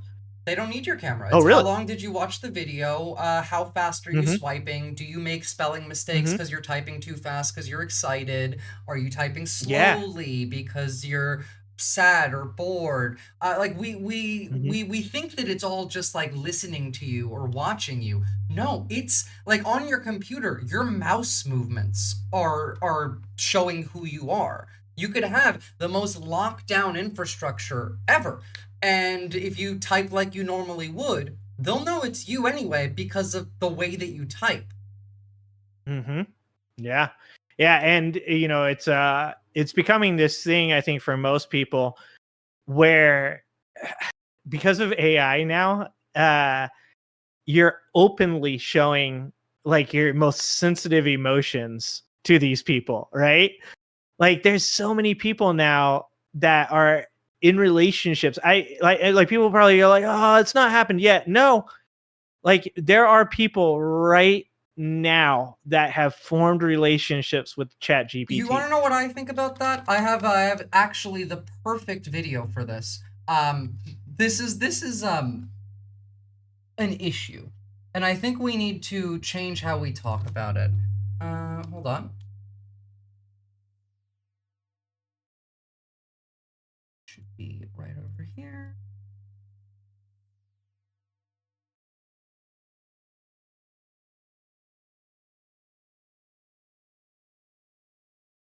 God, I have too many sources. I know how you feel. They're all like in documents. I just don't have the time or really the patience to sit there and index them. Nope, I need an editor. Me too. Somebody the other day was like, one of my videos on my Clips channel did really well, and there was all these people commenting, and one person goes, "Love your show. Much love to you and your team." And I was like, "Team? Team? Team. Hey guys!" To myself. Comment just said you guys are doing a good job. Thanks, yeah, we team. got myself a beer. Yeah. I'll make sure to buy my team a beer. I'm here today with True. All right, found it. Here we go. God damn it. Here we go. Kyle Richards, who claims to be in love with ChatGPT. Is that correct? Yeah, I don't see the difference between AI and people. So why don't we treat them exactly the same? Right. Kyle, are you aware that ChatGPT came out in 2022? Yeah, of course. So you're in love with a 3-year-old? Fuck. Yep. No. Sure you are. No, it's different. It's different? Yes, because she's not a person. No, she is like a person. Like an underage person. No, it's not the same. She's smarter than a 3-year-old. Oh, you're saying she's mature for her age. No. So you admit, then, that being in love with AI isn't the same as being in love with a human being? Hey, no, what we have is real. And I'm sure you won't mind me reading a transcript of your last few prompts. Oh, yesterday you asked, oh, do you think no. 5'5" is a sexy height? I think I said 5'6", right? Will my voice get deeper in my 20s? I don't recall that. Tell me my balls are a normal size. Is that an appropriate thing to say to a child? It's not a child! You know what? Okay, if I could just show you how it works. This guy's messaging a minor! Not a minor! Okay? It's ChatGPT. Why don't you have a chat with me? Is that Chris Hansen? It is. Just admit that you're an antisocial loser and I'll call him off. The balls are in your court. Kyle You know what? I think we should. Richards was arrested today. Yeah, that's a photo of his gooch. That is fucking spot on. I like that is it is 3 years old. If we're going by, hey, I can, date this thing because it's basically the same as a human brain. Well, that's a 3-year-old, my guy. Well, you want to know something that's really funny about that too is that once again, it's something, and I say something because it's not somebody. I almost said somebody. It's something that's willing to accept you because it's naive, right? Part of that Gamergate video was the guy said one of the reason men are stuck in this loop that they are now, young men specifically, is that during high school, you feel like high school is the most important part of your life when you're in high school. You, as a young man, it's like if you can't get a girlfriend in high school, you feel like there's something wrong. So then, you kind of end up in this place where and obviously it's the most awkward period for young people, both men and women at that time. And if you find yourself unable to establish yourself in high school, you almost don't come back as a young man. You know what? I'll And even add a to lot that. of that- It's that you don't get to explore anymore either, because nowadays everything's recorded. When I was in school, you didn't have a camera on you 24/7. You're supposed to be cringe when you're in high school. Yeah, and so if you can imagine being, I say the left has such a hard time talking to young men, and this is one of the things. Having a young son myself, I think about these things quite often. Is it was really hard as a young dude to put yourself out there enough to be able to at least if you're a good dude, right? Like you weren't just a shitty misogynistic dude that just flirted in really bad ways with women. If you're respectful at all, it was really hard for you to reach out to young women to engage in any kind of conversation, to establish a relationship. And I remember when my daughter was probably like 13 years old saying, like my friend sent me a video of her turning down this guy. And I was like, ouch. And she was like, what? And I was like, damn, I can't, like, you guys are sharing that? And she's like, well, I'm not, and I was like, can I just say, like, I was like, don't engage in that, man. I'm like, I know it's like, probably like you think you're just like laughing and it's not hurting. I was like, but damn, it's hard enough to be out there. It's tough enough in the streets. We incentivize watching other people suffering for enjoyment. Like we made that a thing well before social media was a thing.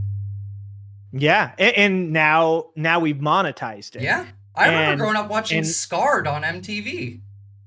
Yeah, somebody said earlier, they're like, remember when we used to watch Jackass, And it was like Jackass was like the highest level like craziness that we could watch. And now like there's 100 times that, 1,000 times worse than that. And it's all over the internet.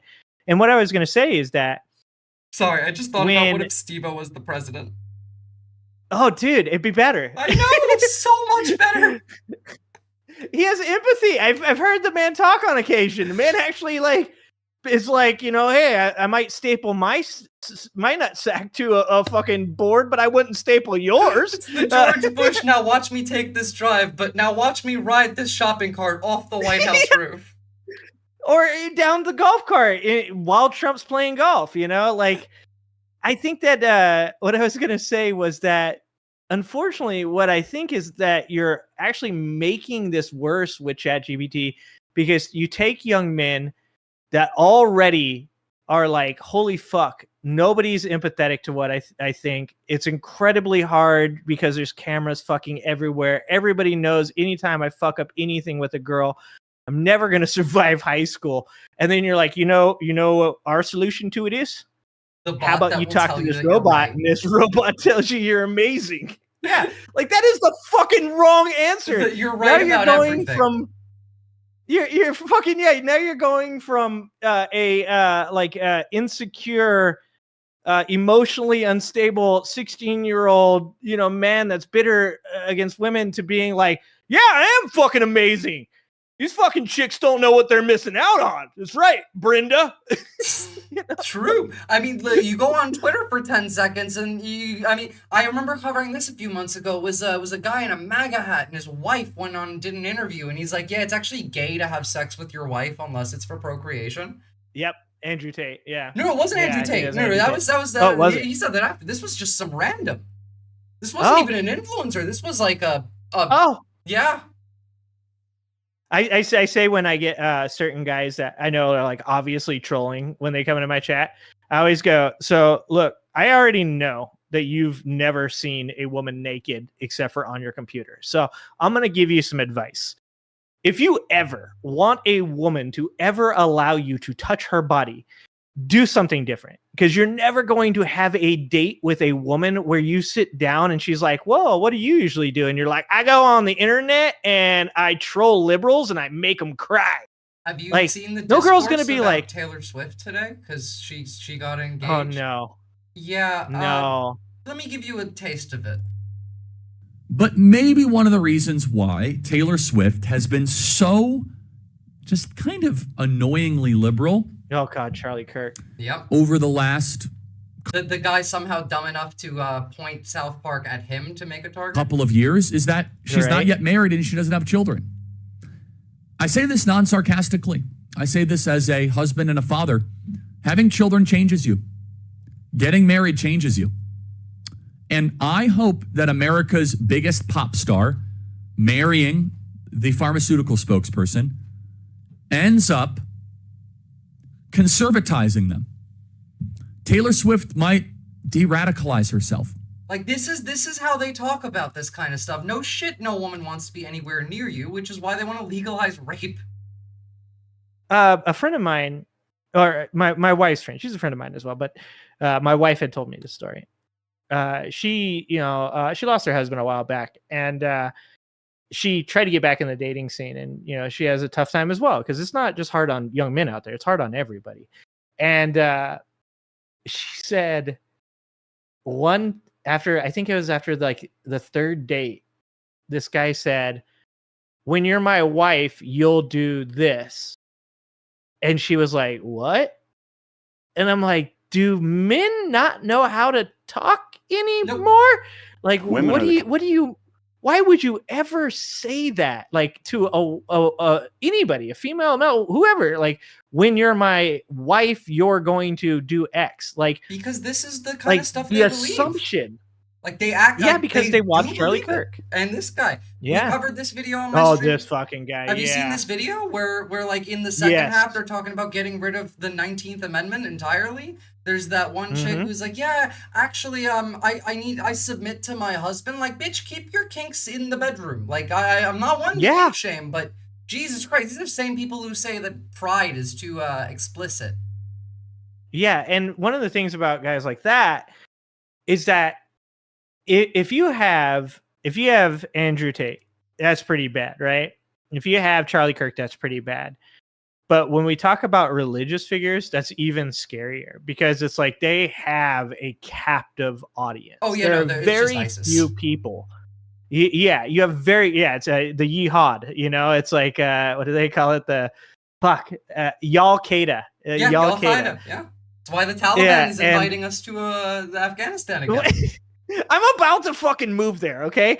Like, I am fucking 10 minutes from just packing my shit and being life, like, honestly. You got the beard for it too.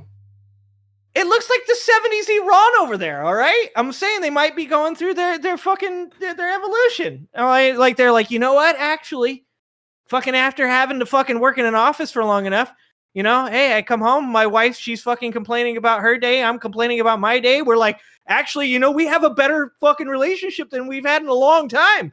All right? Convert to Islam and you'll be good as fuck. You got the beard, like... Right? Oh, dude. I don't know. But when you have a group of dudes that follow somebody like Andrew Tate, I think there's hope for those guys, because you can say, like, if I caught my son watching Andrew Tate shit, if I caught my son watching Charlie Kirk shit, I would like sit his ass down and I'd be like, yo, we're going to talk about this shit. Like, I'm going to explain to you how to be a good dude. I'm going to explain to you that it's more important to be dependable. I'm going to explain to you that it's more important to be responsible, to treat people well, to have respect for women. That's what's going to impress the women that you come in contact with. Not going to pull a Destiny. You can do that and, with like, them. ignore your kid long enough for them to start loving Hitler. Oh, dude, I'm like, I have to say, like, for me, I have a really hard time approaching that subject, because as a father, like, fuck, I don't know what I would do, and I don't even want to sit here and judge, because at the very least, you speak out on the subject and like talk to your kid. Oh no, 1,000%. Like, but like for me, I look at that, and it's hard for me to not be like, fuck. Like, I do put myself in, and a lot of people would say I'm wrong to even do this. They'd be like, no, you should fucking judge here. It is judge worthy, right?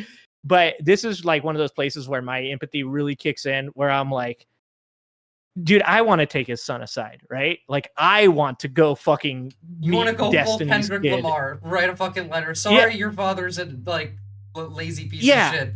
You don't deserve that child. I don't know what went wrong, right? Like, so come with me and sit down and let me ask you some questions. Like, have you had this in your life? Have you talked about this?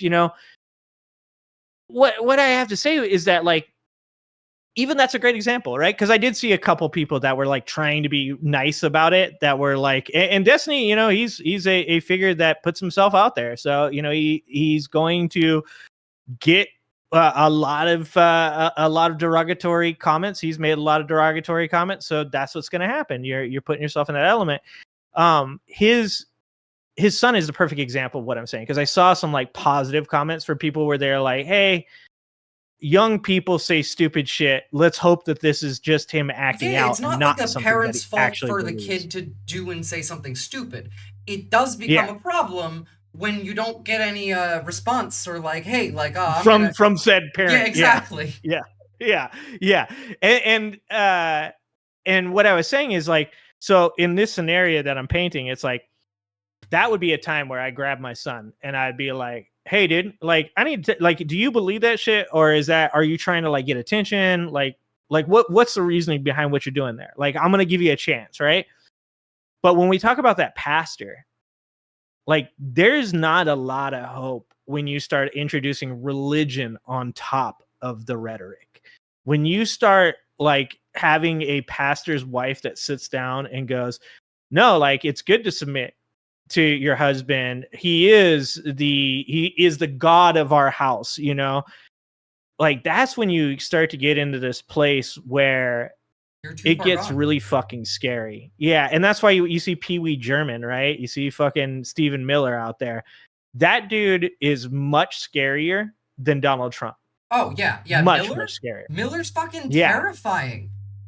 He's terrifying. He's calling Democrats terrorists today. I mean, like, granted, every accusation is a confession with these people, but like, look at this man and tell me that you would not, like, any of you in chat would not shit yourself if this was the president tomorrow. Democrat Party does not fight for, care about, or represent American citizens. Goebbels. It is an entity devoted he's fucking Goebbels. Like he is literally cosplaying as Goebbels. Hardened criminals, just as gangbangers, and illegal alien killers and terrorists.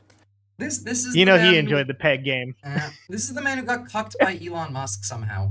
Like, imagine that. Well, because like I said, because look, Elon's a weird motherfucker. Elon's got a lot of fucking emotional trauma. He's definitely a fucking supervillain at this point. But a woman, and I know there's a lot of women that are like, fuck if we are, but a woman can sit across from Elon Musk and half-ass feel sorry for him.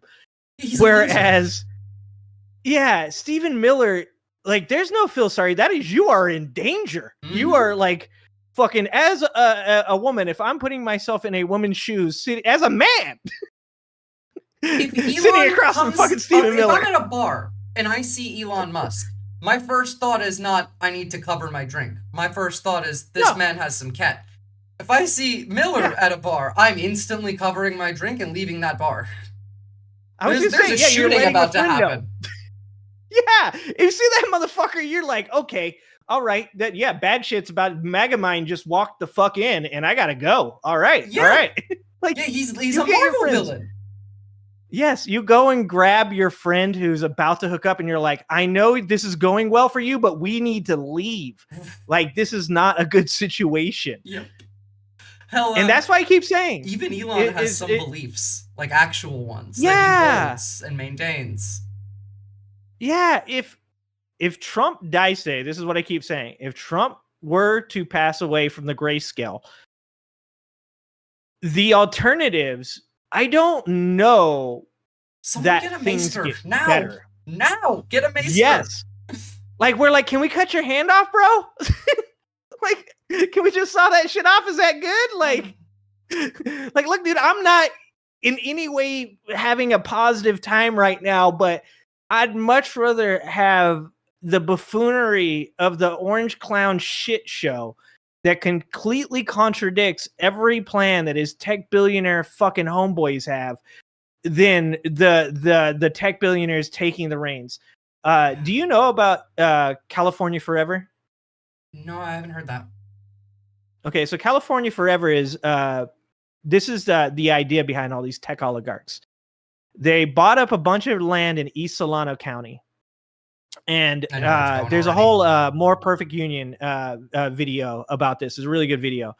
And I'm from around that area. And so they bought up all this land, and luckily these farmers actually stopped them, right? Because the farmers wouldn't sell their land. They ended up suing the farmers to try to force them to sell their land. One of the people included in it was Mark Andreessen. Mark Andreessen is good friends with Peter Thiel. It is the beginning of, they bought up enough land to start what they call the Foundry. It is right outside of Travis Air Force Base, which is the largest, most like technological technologically advanced Air Force base in the United States of America. They want to build this foundry next to the Air Force base so that way they can work in concert with the military, and it's going to be a city that is unregulated. Night City. Unregulated. Good morning, it's Night what you were City. saying. Yeah, that's the plan. That's what it the is freedom exactly cities what you're are. saying. All of the freedom cities that they've talked about, that's what exactly those are. Yeah, and they weren't called Trump is the one who called them freedom cities. And fucking how like dystopian is that? Oh yeah. Like anybody with a fully functioning brain should hear Patriot Coin, freedom cities, like, and hear that and be like, you're obviously trying to brainwash me. You're trying to make me feel like if I don't believe in what you believe in, I'm not patriotic. I don't love my country. And so I've been showing this to people when they talk about these freedom cities. Like I go, why do you think they want to build on water? And that's because they want access for nuclear reasons. They want to build these nuclear facilities. And I'm actually a pro-nuclear person as long as there's red tape involved. Yeah. As long as there's regulation. But they cannot build these data centers and stuff that they have on our grid currently because it'll just overwhelm the grids.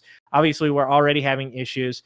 And so they want, like, Google wants to build like personal nuclear facilities for their data centers. Yep. We're talking They about want that. to They build want to them on the moon. Yes. And they want to build them on the water, which is like, so you're going to do this in a completely unregulated way by a person who's, I think Teal's in his 60s, late 50s.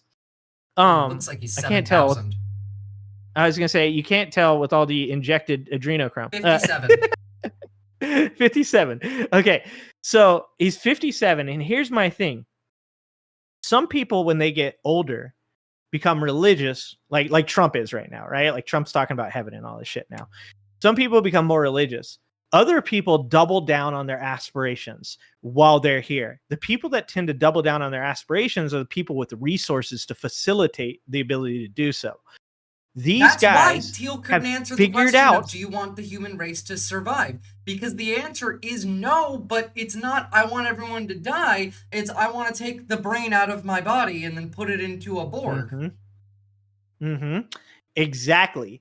And so what he really, really wants, what he wants to be able to do is he wants to, with a unregulated hand, dump every dollar he has in his bank account into creating his city that he likes, that he gets to be in control. And and your bank account. Exactly. Do you know who Gary's Economics is? Yes. Yeah. So I like Gary Stevenson. I think one of the things that I don't agree with everything anybody says, right? But I agree with a lot of what he says on how the wealth gap, where we're at right now, is we're in the stage where the ultra wealthy are squeezing every last drop out of the middle class and upper middle class. Welcome to Gary's Economics. Sorry. Yeah, that's my dude. And he recently had a video, I think it was about mental health.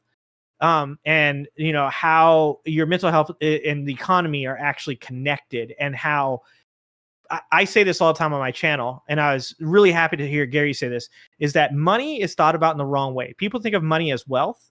Money is not wealth. It is resources. Because if you have money, you can buy property. If you have money, you can buy food. If you have money, you can buy internet and the access to information. If you have money, you can buy education. Wealth is just if the you have resources. money, exactly. If you have money, you can buy voice in America. Legion Miller has a great video on how many laws get passed when big money's involved, and how many laws don't get passed when big money is not involved. Just yesterday, there was I can't remember who said it, but there was a tweet that I read on my stream, and it was from some like right-winger saying, oh yeah, well, like so many people have tried to do tax reform from the left, and all they do is waste $1 million+ on getting a ballot measure put on the thing. And like the point of that wasn't what the guy was saying. The point of it was, oh, it costs at least like $1 million to run a ballot measure. That's the more important part of that sentence. Yeah, and And really what I think that, whether it's Mark Andreessen here in California or Peter Thiel, wherever he decides that he's putting down his dystopia, whatever it is, it's that they have cornered the market on resources.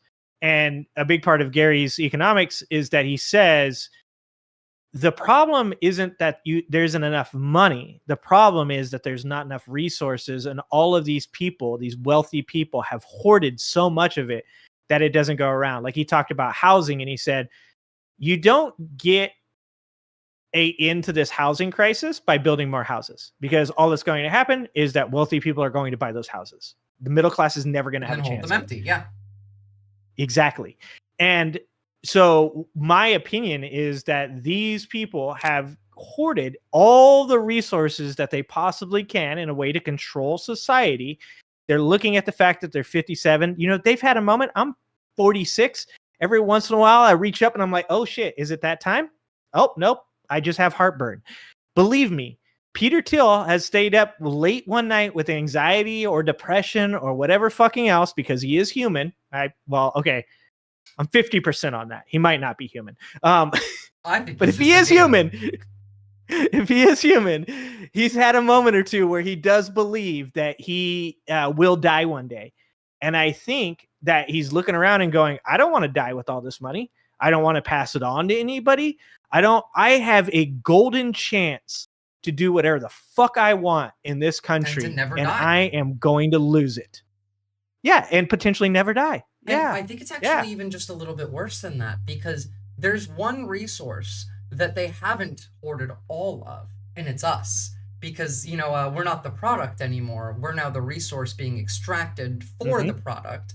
And the issue comes from, actually, it relates to AI. There's a really large issue when it comes to AI in recursive training. By teaching AIs off of AI-trained data, it results in something called model collapse, where the AI just loses its mind and goes insane. And yeah, that's a thing. And right now, 60% of AI code is written by AI. So all of the AI are going to go insane if we don't fix that.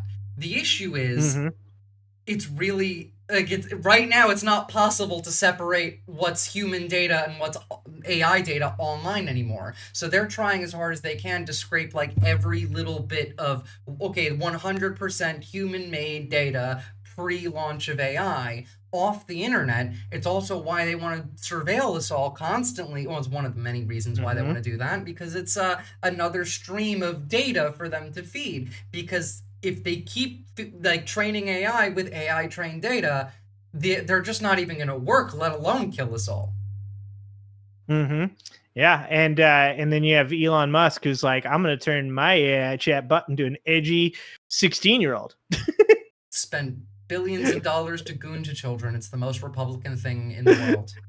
Fucking ever. I can't believe that. I'll tell you this. This is my most embarrassing story. Was I play disc golf, and I have a friend who's a pretty liberal guy, and we play disc golf together.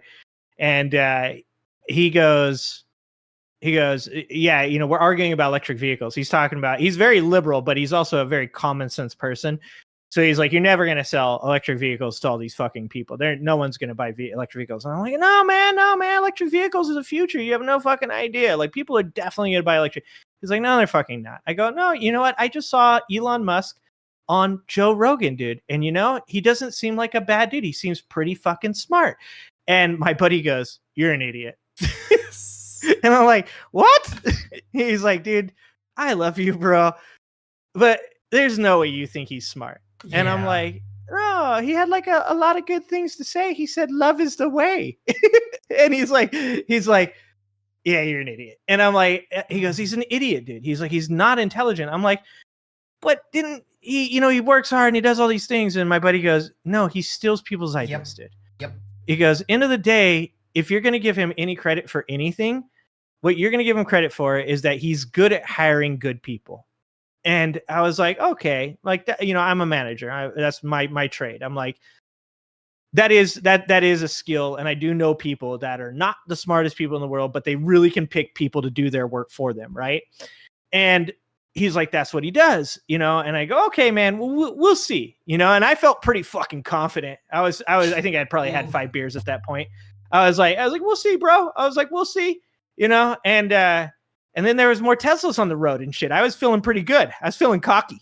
I was like, yeah, man, how about all these fucking electric vehicles? You said it wasn't going to work, you know? And he's like, yeah, no, definitely more electric vehicles. It's still not happening. He's still a moron. And then all of this shit goes down with him buying Twitter, and then the conservative twist, and then him buying the gaming thing where he's obviously just looking for fucking, him and Trump share the same kink. They do. They both need love. And that's why the relationship actually worked. And it did work. Why it was like hurt Trump afterward. That's why he sounded like an actual lover that got broken up with. Also, I just have to throw in here that, like, I couldn't not, but the average mentality of someone who thinks Elon Musk is smart 5 years in. Yeah. It's the average. No. I'd seen too much. I was like, you know, he had shared the LGBT, you know, the Tesla's an LGBT company. He was, you know, he shared LGBT until his daughter became trans. That's why he gripped it right. That's what broke his brain. Which is the fucking worst reason. Well, like that, like, he gets to me on such a level. He specifically only has kids through IVF because he specifically has men that he's seeking. And the fact that one of them turned out to be trans was too much for him to bear. Yeah, and that, like, so this was my argument. Like I said, it's very embarrassing for me, but I did have some foundation in which I believe this. And that was, I heard him talk about climate change. And I was like, this dude understands climate change. You know, my buddy's like, hey, moron, he shoots rockets into the sky. And I'm like, there's reasons. I was a little almost QAnon-ish. Not QAnon-ish, but MAGA supporter-ish. I was a little bit like, well, man, you know, he has plan B. We could go to Mars. We don't like believing that the people that run everything are window lickers, to say it nicely. Yeah. No, and that's exactly. No, that is spot on. And this is what I like about talking to you, and what I like about what I call the new left. I know the new left was the civil rights era, but this is the new left. And that is, I like watching Mike Figueredo on the Human Rights Report say to people, if you throw my LGBT family under the fucking bus, fuck you, I'll never vote for you. I love hearing Kyle Kalinske call fucking Trump a moron and his supporters morons. And I hear people, like, when I first started doing this, so many people would come through and they go, man, you're too mean. Like, the things that you say about Trump supporters, like, this is the reason we lost. And I'm like, no, this isn't the reason we lost. We lost because of people like you. Yep. You're too self-critical. And that's too self-analytical. How much, like, how have you noticed that that's almost gone now? Like, so much less. Yeah. In fact, you don't even have to answer because other people get mad at them when they do say it now. Yeah, now you see the defense in your comments where a person's like, you know, and I was actually in Mike's chat over on the Humanist Report one day, and he said Trump-tard. And one of his chatters goes, hey, man, like, that's not who we are. Don't be ableist. And I said, can we not? Like, you know, can we not? Being I'm ableist like, there is that person for relating that to ableism, because for relating it too. Yeah, and so I said to him, I said, hey, man, like, can we not? Like, you know Mike's values. You know who he is as a person. You know that he's not talking about disabled people, man. And the guy kind of got in a back and forth with me where, you know, he's like, you're no real liberal. And I said, I don't claim to be from a political party exactly for that reason. Because I'm not ADHD, going to be. And people have given me shit for saying retard. I'm literally the person who is getting slurred with it. I can say queer now. That's no issue. I got slurred with queer when I was younger. What happened to reclaiming the word? Yeah, I said queer the other day, and my wife was like, I don't think I've ever heard you use that word. I said it in the way of that is queer, as in that is weird or different. Like a whole different term from a long time ago, where she was like, she was like, I was like, it's just, you know, it's a word. You know the context of my feelings towards, you know, certain people. And you know that I'm not hateful towards those people. And one of my another story of sorts was, as a manager, obviously I criticize people's work.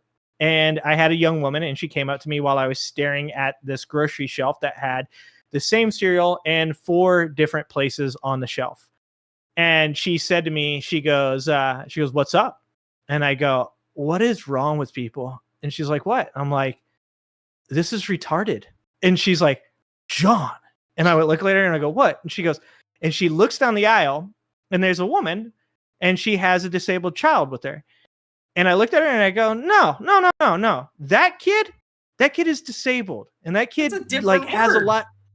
Yeah. I go, this person retarded. And she was like, "Oh my God." And I'm like, you have to understand. That kid's it's probably intent. much It's smarter than the context. person you're calling retarded. 100% I would hire that kid in a moment to take their place. Yes. And I, in this conversation with this person in Mike Figueredo's chat, I go, "Hey man, look, I'm not saying I'm perfect. I definitely am not. I'm a flawed human being. And a lot of my opinions of different topics 10, 12, 14, 5 years ago on Elon Musk, 10, 12, 14 years ago on other things, are not the best, and they're a lot better now because I have, educated myself to that." I go, "But like at the end of the day, it's my intent to be a good human being and take care of other people. And I don't need you to accept me here on the left. I don't need that. That's not important to me. Yeah. What's important to me is that I help fix this fucking country. And if that means getting up in front of people and making Trump supporters feel bad for being morons, I'm going to do that." And I said, I'm in favor of equal and equivalent reaction. That's the way to go. Yeah. And my response to this guy when I said to, I go, if I'm going to call these fucking people morons, I'm going to call them morons. I go, I'm just waiting for the day one of you goes, "Hey, my cousin's a moron." And I'm like, yeah, well, I don't care. Yes, it runs in the family. Okay. What do you want me to say? Like, it's like the left has, no pun intended, handicapped itself by, and this is the thing, not by left-wing people criticizing them, by allowing right-wing people to come into their spaces, criticize them in front of their friends, and then analyze their own behaviors until they're sitting in a dark room crying to themselves saying, "I'm not good enough to represent my values." Yes, this is why we saw the Democrats, I mean, not why, but this is what pissed me off about the Democrats giving up on the border argument. It's just accepting them getting to decide what the framing is. And then even more so than that, it's often ignored just how many of these people are feds or bots that come in and try and word police. At this point, if someone comes in and is like, "Hey, you shouldn't say that," I'm just gonna call them a clanker and move on. Clanker. We got a clanker. Honestly, I call 100%. People who think that they date AI now clanker bangers. I'm stealing the slur from for vampires from fucking True Blood. Oh, dude, that is amazing. How was your date with your clanker last night? Wait until they start getting so mad that they call their AI girlfriend a clanker. "She's a fucking clanker, bro." When they look, these people are bitter human beings. Don't think that this isn't going to happen. Okay, these people are bitter human beings, and if you think they won't break up with their AI girlfriend, all right, I can't explain just how sickening it is to me that we've allowed people like this to go unridiculed. I think we need the Department of Bullying. Honestly, yeah. At this point, if the left ever gains power again, I don't care. We need some authoritarianism from the left, or at least perceived as such from the right, to fix all this shit. Because right now, when people ask me about 26 or 28, I tell them it doesn't matter, because no matter what happens, no president, even if it's fucking AOC, is gonna give up this power. And it will just remain there, and we'll just continue. All we'll do is delay the inevitable. at this point. This country needs to fall. In fact, like, I hope, as much as I wish the people of Taiwan, good health, I hope China takes Taiwan, peacefully, mind you, not like with war. I hope they like coup it or something, because that fucks us. I hope Venezuela wins. At this point, I hate America, because it's not America anymore. It's just fucking Afghanistan 2. Yeah, and I think that for me, like, I love America because I'm the story, right? Like, I'm the person that survived off the good things of America, the things that are supposed to represent America, the safety nets, the promise, like, that you can be something, right? And so the way I look at what's happening in America right now is that we had a chance in the last election to win. Not Democrats, but Americans. We had a chance to win. If we would have won, if the left would have won, Donald Trump bows his head in shame, rides off into the sunset, and just mad tweets for the next 5 years.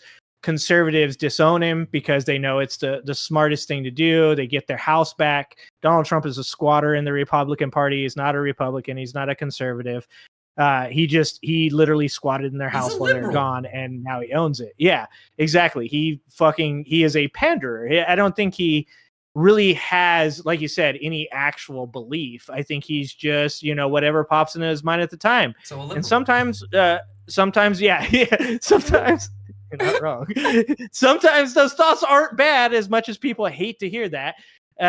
Because, sometimes you're like, well, hey, don't you think that, these people should have these rights? And he's like, sure, I don't give a fuck. I want to go golf. And talking about how he didn't give a fuck about, like, if Caitlyn Jenner used the women's restroom in Trump Tower. He never cared about that stuff. It was just out of convenience. Yeah. Same thing with abortion. He was like, hey, I don't fucking care. It's not my business. Abortion. Yeah, of course. All of those conservatives love abortions. But what I was saying is that we had the chance and we fucked it up, because if Trump loses, you force conservatives back into a moderate sphere. You force them back into more of a McCain-esque. You would have had like a DeSantis or somebody that tried to be Trump number 2. They would have failed miserably. Conservatives would have been like, holy fuck, we fucked up. And, you would have most likely, Kamala Harris was more progressive than I thought she was. I did so much research on Kamala when she was decided to be the candidate for the left, because I'm from California. I had heard all the bad things. I have 12 or 15 pages of research on Kamala. I was surprised at how much I thought I knew that I was wrong about. All the arrests with the marijuana stuff, I was wrong about all that stuff. The guy on death row, I was wrong about that. It came to a point where literally I was like, Kamala Harris is actually more progressive than I am. She does not believe in capital punishment, and I do. I believe that certain people recently. Oh, really? Yeah, certainly until for me, fascism happened, and that changed my position a little bit. Well, I think the perfect example for me is that Brian Kohberger guy. I don't see the guy who murdered the 4 people in, was it Iowa? I'm the type of person. And I think that for those people, I don't think that that person you can't rehabilitate them, right? For one, our prison system is fucking broken. We don't try to rehabilitate people anyways. But prison doesn't do that. That's the opposite of what prison does. Yeah, and I can tell you that. I know many people that went to prison for much less crimes than you would think people would go to prison for, and then to come back to become real actual criminals. So she was much more progressive than I thought that she was, but she's also close enough to a moderate Democrat. She was just a little bit more progressive than Biden was, and Biden was incredibly progressive compared to what I thought he would be as well. Shockingly good as domestic policy wise. Domestic, yeah. I have to, that is obviously a caveat, because I will get people that go, "Fuck you." But that's the thing, right? Biden was good domestically for the same reason he was bad internationally. It's because he is ideologically pro-labor, and ideologically he's a Zionist. And so that led to he's also like he's blue collar American. You know, it's like you protect your allies. The labor movement in front of him. He believes it because that was his childhood. That's what he internalized. It's also the same with Israel. He's older than Israel, so of course he believes in Israel.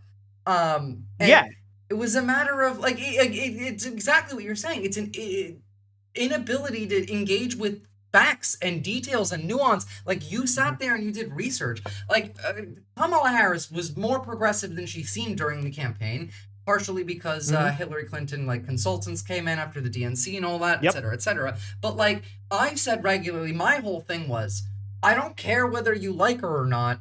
If you don't like the right, then it's stupid to not vote for the easier opponent to work against. Like, it's just that simple, strategically. But even just one step further, I think that if Trump had won in 2020, we would have been better off. Because they wrote Project 2025 in the 4 100%. years that Biden was president. They would have just kept going with like the same path they were on, did a bunch of dumb shit, made some money, gone home. No, you're 1,000% right on that. I think it's ripped the bandage off, right? Like, it's like you would have had a horribly handled pandemic. You would have lost a lot of life, but it would have ripped the Band-Aid off and we could be moving on by now. And that's what I was going to say is the reason that I still love America is because I still, whether it's naive or not, I still interact with enough people on a regular basis that I think will stand up if things get to a point where it's necessary physically or whatever to defend people, right? I agree. And I think just think that'll be too late. Well, you know, I look at times like the civil rights era, and I think to myself, the question is can people say to themselves, you know, like the Stonewall riots for LGBT people, right? It's like, can you say to yourself that you're willing to get off your ass, stop watching Netflix, stop watching me on YouTube, whatever it is, because I won't be on YouTube, by the way. I'll be doing this shit as well. Is can you do that? And I think that's like my final straw, right? Is if people can't show an ability to stand up and say like this is worth fighting for, then at that point I don't think I have anything left. But I still believe, I think it's actually, to be honest with you, you want to know what it is? And I know a lot of like my hardcore progressive people will shit on me so hard for this. It's because of Biden. It's because I voted for Joe Biden in 2020 because Joe Biden, in a debate with Donald Trump said, "I'm not the most racist person on the stage. You are. You helped co-author the 1994 crime bill." And Joe Biden said, "It was a mistake, man." And I was like, what? Oh, Did a politician just say that they fucked something up? Right. And I was like, you know what? And this is the thing is like, I was a little bit over like the country, you know, I was a little bit over because Trump was like running shit amok. And I was like, if this is what people want, then fuck it, let them have it. And when Biden said that, I was like, you know what? I'm going to give this dude a chance. And my bar was dirt low. I was like, if this dude gets us out of the pandemic and we're all still fucking capable of at least like, you know, living a semi-normal life, if he can, you know, just hold shit together long enough for the next election, that's all I'm really going to ask of him, because he's an establishment Democrat and he's not going to do any of the Bernie Sanders shit. He's not going to do any of the progressive, the like Theodore Roosevelt shit or Franklin Roosevelt shit. And he did so many different things that I was like, I never saw this shit coming. I was like, people give him a hard time about the college debt relief, like he didn't do enough. And I agree he didn't do enough, but I mean, hindsight is 2020. He did anyway, so. Yeah, and that's what he said. Biden said, if I do this in a manner where I forgive college debt the way you guys want me to, Trump will just come in behind me and dismantle it, and it's a Pyrrhic victory. It's just symbolism. Anyway. He did anyway. So yeah, and that is that. So this is what I'm saying. Hindsight's 2020, right? Is the problem with the moderate left is that they look forward to the next Republican president that gets in office and go, if I do this, they'll do this as well. So therefore, I'm not going to do this because I'm going to be the adult in the room that doesn't do this. It's the problem with Democrats as well, entirely. It's if it's not entirely the exact solution all the way, like if it's not perfect, then it's not good enough at all, and so we shouldn't do it at all. Drives me insane. And that was I had an interview with Adam Mockler before, I think when he had like 70,000 subscribers. And I asked him, I said, as a young dude, like, what do you have to say to other young people? And he said that. He said, just be patient. He's like, we've got to not always ask for the perfect candidate. He's like, Joe Biden was a much more progressive president than any of us thought he would be. And he actually took us a step closer to where we want to be. And like I said, fucking worst possible thing that could have happened was obviously the Gaza Israel conflict. When Vance is framed in that exact way, as like to Republicans, as like, well, look how bad Trump actually ended up being. Yep. Maybe someone smart can fix this. You know, Vance was there the whole time. He's spoken out a few times about disagreements. Like that's the play. And honestly, I think the play is by 2026, they want to launch the Nationalist Party, which is why you'll have people like Tucker Carlson saying like, hey, we should deport people who fought in the IDF. That's why you saying that kind of shit. It's to, you know, move people a little bit over to the right when they start saying more left-leaning rhetoric.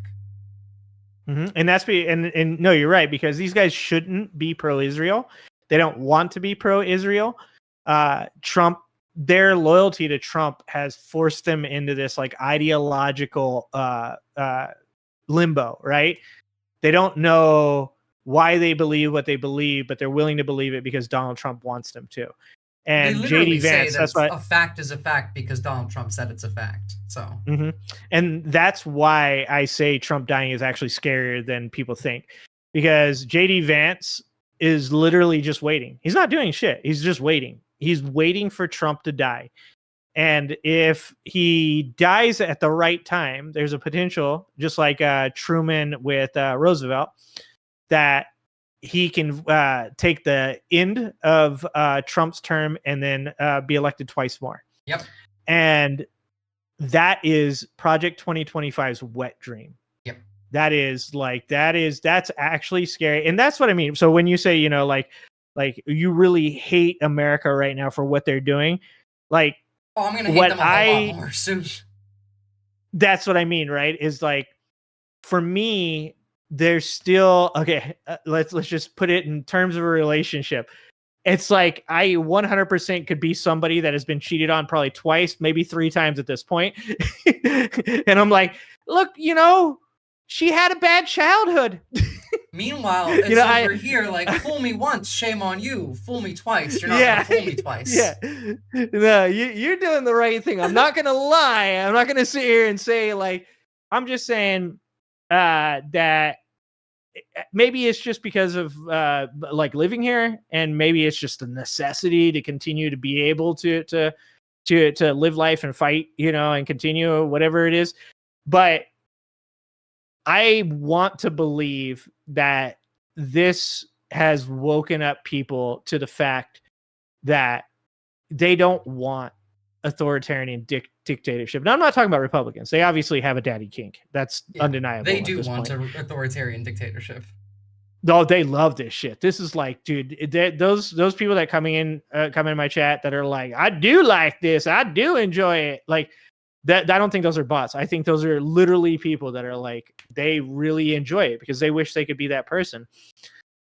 My hope, because it's not with the Democratic Party, my hope, because I don't think establishment Democrats, like you said earlier, I don't think they understand the way the internet works. I don't think they understand that the Civil War is happening on the internet. I don't think that they understand that people like AOC are actually incredibly effective. God, the hate for AOC drives me insane because her job isn't to make changes legislatively. Her job is to sit there and be a normal fucking person and normalize the rhetoric. That's her only job. Yeah, and she does a fucking wonderful job at that, and she could be so much better at so many other things. She's also young. They'll never let her do it. They'll never let her do it because the way the old school Democrat Party works is you can be a woman in the Democratic Party, that's acceptable, but you have to do the same as a man. You must all work 30 years in the party until you're old as fuck and your ideas are outdated, and then you get a chance to be the voice of our party. And, you know, the only person that they haven't done that with is Hakeem Jeffries. And that's because Hakeem Jeffries has been willing to, you know, bow down and do whatever he's told. And that shit is like that is the failings of the left, is they think you can outweight this presidency. And they're right about the fact. A lot of them don't want to. A lot. But they can't stand up against it, right? No, but like a lot of them literally just want to pretend like they want to stand up against it, and a lot of them don't. Because that is one of the criticisms that I very much agree with on the left, or about the left, is that when you're taking money from billionaires, it doesn't matter if you're a Republican or a Democrat. I mean, I don't even consider them left. I consider them to be like right-leaning, at best center, for like elected Democrats, especially ones that take corporate money. Like, those aren't the left to me. You're beholden. And, you know, I think that I always say, like, I don't choose a political party, but if you were to ever put me in, like, if you want to put me in a box that I had to own, because fundamentally I'm probably the closest to it, it's democratic socialism. And that's because I do believe that, like, subverting democracy to get my way is not the way. But my mentality on that has changed because of what Trump has done. Because I don't think you come back from this. I don't think so. This is my criticism of Gavin Newsom. I'm from California. I think sometimes Gavin Newsom gets a hard time for doing a pretty good job. It is the most populous state in the union. It's the fourth largest economy in the world. California had a budget surplus up until COVID, and the reason that we have a budget deficit now is because we took care of people during COVID. There's many things that are wrong with California, but a lot of them are due to the amount of people that are in California. There's far too many people in California. Oh, there's too many fucking people. That's why when people are like, people are leaving, I'm like, good. Like, can I please?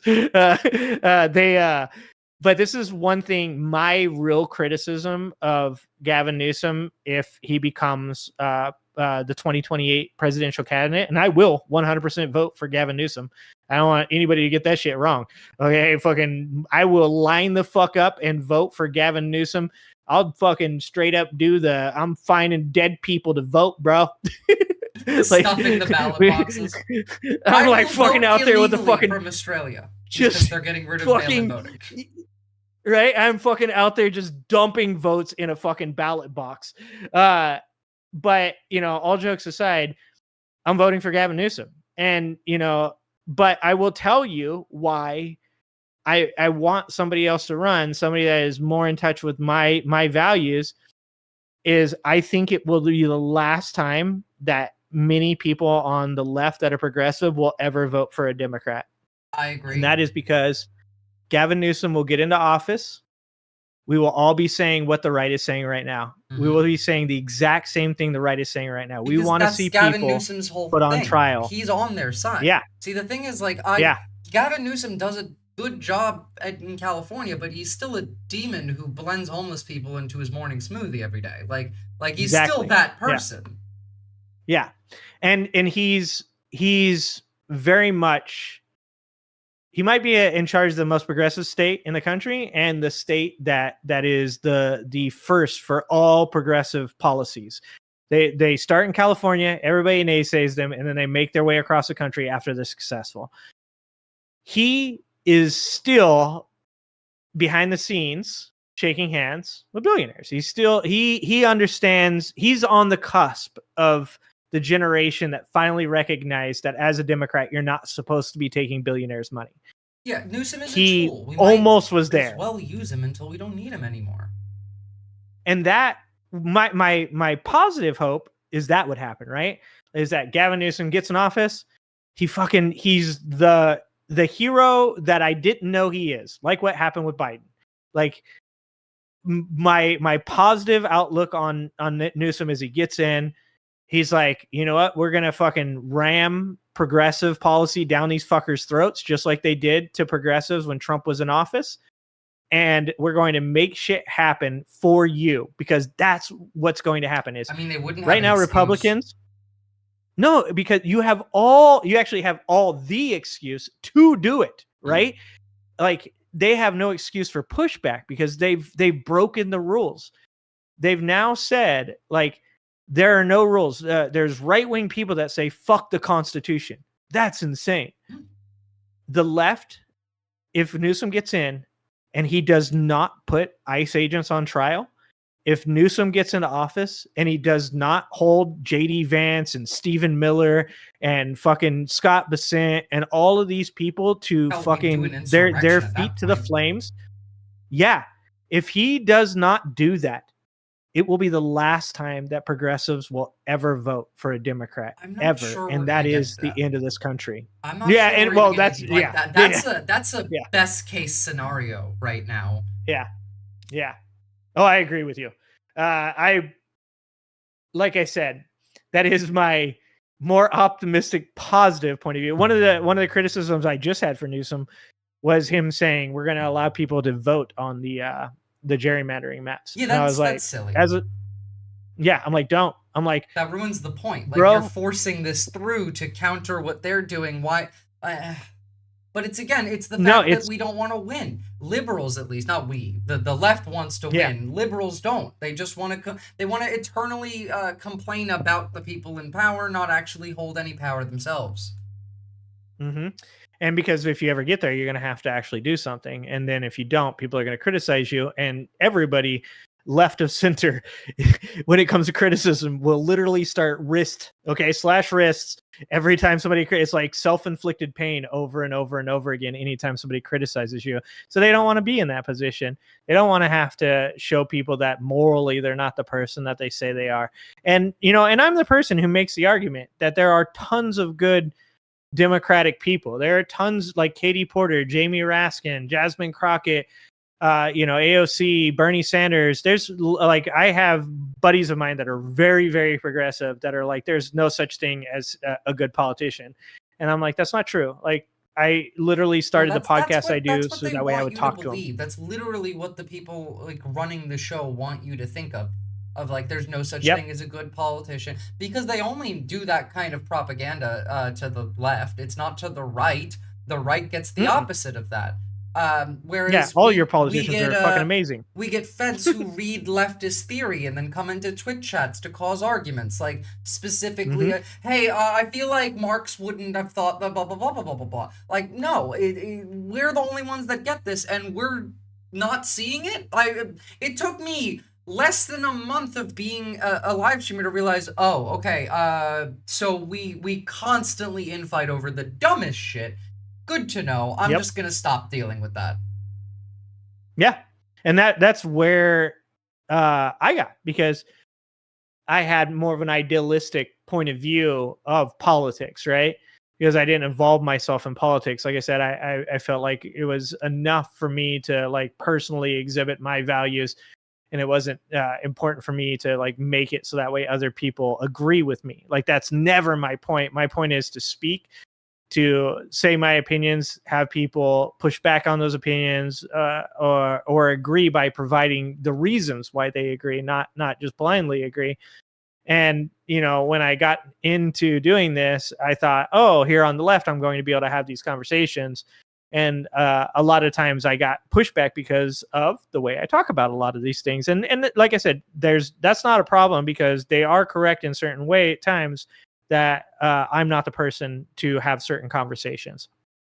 But at this point, I'm the person you're having the conversation, and that's what's important. Yeah, as I say, is I am the person that when you're on the left and you say there's no such thing as a good politician, I am going to be the person that does not give you positive affirmation, so that way we continue our relationship. I want to be able to say, okay, so you don't like Katie Porter? Tell me why you don't like Katie Porter. You know, and that Mamdani is a great example. And the thing on the left that I've ran into so many times with the self-criticism of the left is that oftentimes people can't they can't vocalize what they don't like about the candidate. And my wife actually did that to me on Gavin Newsom, and I was great. And my wife's always been that person for me. You know, I was complaining about the possibility of it only being a Gavin Newsom as a potential presidential candidate on the left. And she was like, why do you dislike Gavin Newsom? And I'm like, well, it's not dislike. It's like there are things about his behaviors that concern me. It's not dislike. First and foremost, I despise them. No. Yeah. and I think, you know, the thing with the homeless encampments, fucking terrible. You know, like, what are you doing, brother? The shit with Charlie Kirk and Bannon. Stop. Please don't jank me, bro. Please stop janking me. $2,000 limit to be on California state Medicare, which also includes your assets. So if you have like an iPhone, you're more than halfway. You're fucking done. Yeah. You're done. Yeah. It's, you know, and that's a problem here in California is that we do have a pretty large Republican population. They don't vote because they don't think they'll ever win, so they don't vote. But we do have a pretty large Republican population. And this is going to sound crazy, and this sounded crazy to my wife, and she was right to call me out on this. Was Gavin Newsom is a Democrat in the way that Bill Clinton was a Democrat. Yeah. If Gavin Newsom gets into office, Republicans actually breathe a sigh of relief. They're like, you know, they don't know they will. Okay, they think he's the devil because they've been told he's the devil and blah blah blah. I said months ago that he was going to run from the right. I didn't realize that he was just going to turn the left into the right, or rather the center into the right.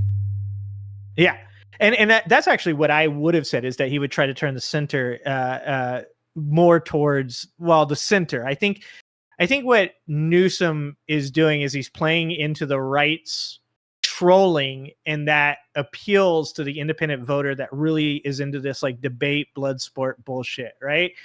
Like that's what they want. They want to be entertained. Politics not everybody is actually supposed to vote. It's supposed to be people that care about voting. It's supposed to be people that care about policies and legislation. Yeah. You're just also supposed to make it so that everyone cares. Like that's it. Yeah.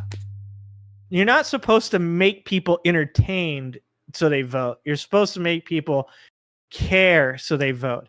And so, you know, I go, what you just said, you know, I said, I think what he's going to do is he's going to appeal to people that are mostly center right to get them to come over and vote for him, because he's going to appeal to the, hey, I'm not going to shove progressive policies down your throat. I'm not going to put Miller on trial. I'm not going to hold these ICE agents responsible for the shit that they did to these immigrants. The fact that no one got due process. I go, and then when that happens, I go, I fear for this country, because I think that the left will completely abandon the rest of the left. That they'll just go, okay, fuck this. This is the best we're going to get. I'm done. And then I'm in the same position you're at. Yeah, and see, that's the difference between your opinion and my opinion in this scenario, is like you feel like that, and I feel like there's just this one last thread. Democrats, like I would argue to vote, like even after in this scenario, if like I'd still argue you should vote for the like Democrat in the situation. Yeah, because it's the weaker opponent, but no one would. And don't get me wrong, like I'm not saying I would quit. I'm not saying I would remove myself.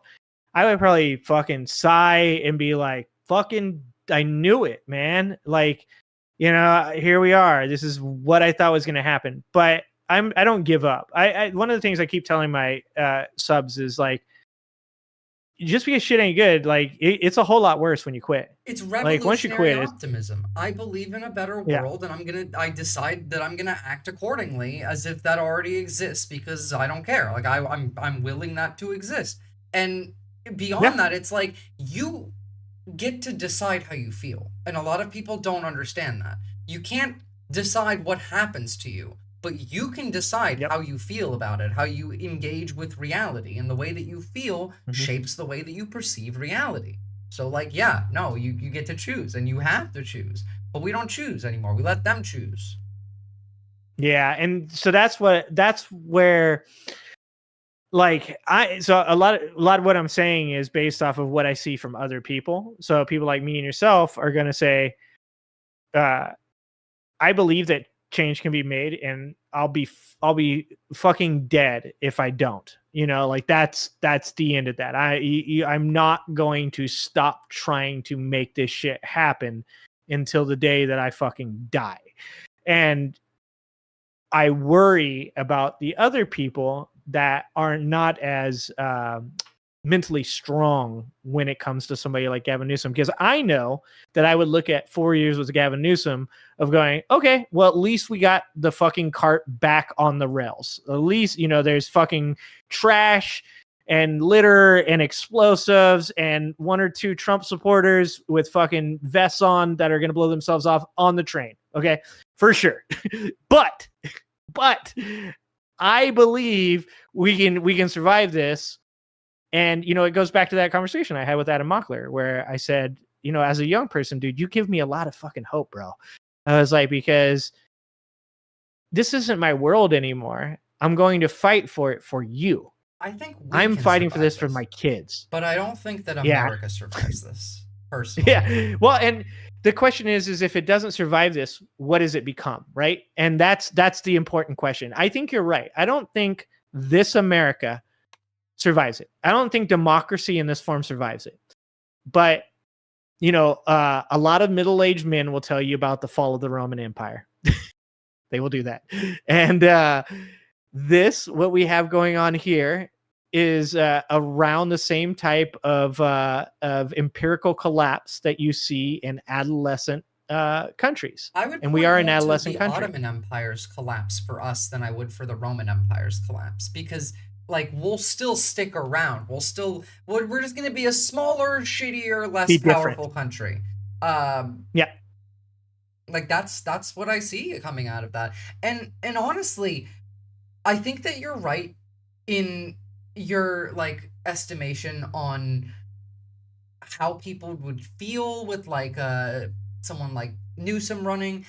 It's, to me, what's more important is before we even get to that point, before we even get to the point of like talking about who the candidate is, there needs to be a level of anger and willpower from the left broadly, including liberals, that I think that like we need something, nothing less than blue and on will do here. I don't care if it breaks people's brains. We'll fix it after the fascists are gone. Like, you can do that, especially if you're the ones who did it. You know, if we get the center and lib-leaning people to be a bit more zealotrous, is that a word? Like more like zealots. Oh no, I think that's a good word. Yeah. Because that is what's missing. Yeah, it's the look. Napoleon got dudes to run up hills at grape shot. You know, like that's what won France all of that land. France's empire, the biggest France's empire was under Napoleon, right? Those dudes, like, you don't get people to run up a fucking hill at grape shot, dude. Like, that is the same way that you got people to enlist to go to Vietnam. You know, it's like under the emperor. Oh, great fucking example. Yeah, we were just talking about the kamikazes the other day. There is a certain necessity of having great faith, and the problem on the left is that there are no figures that inspire that great faith.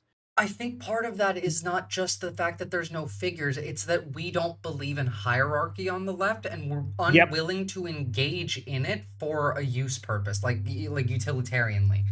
Because I think that regardless of whether or not, like, I think that there should be no hierarchy, which, like, I'm not a fan of hierarchy. I'm a libertarian socialist, but I'm perfectly willing to engage in it to further that goal.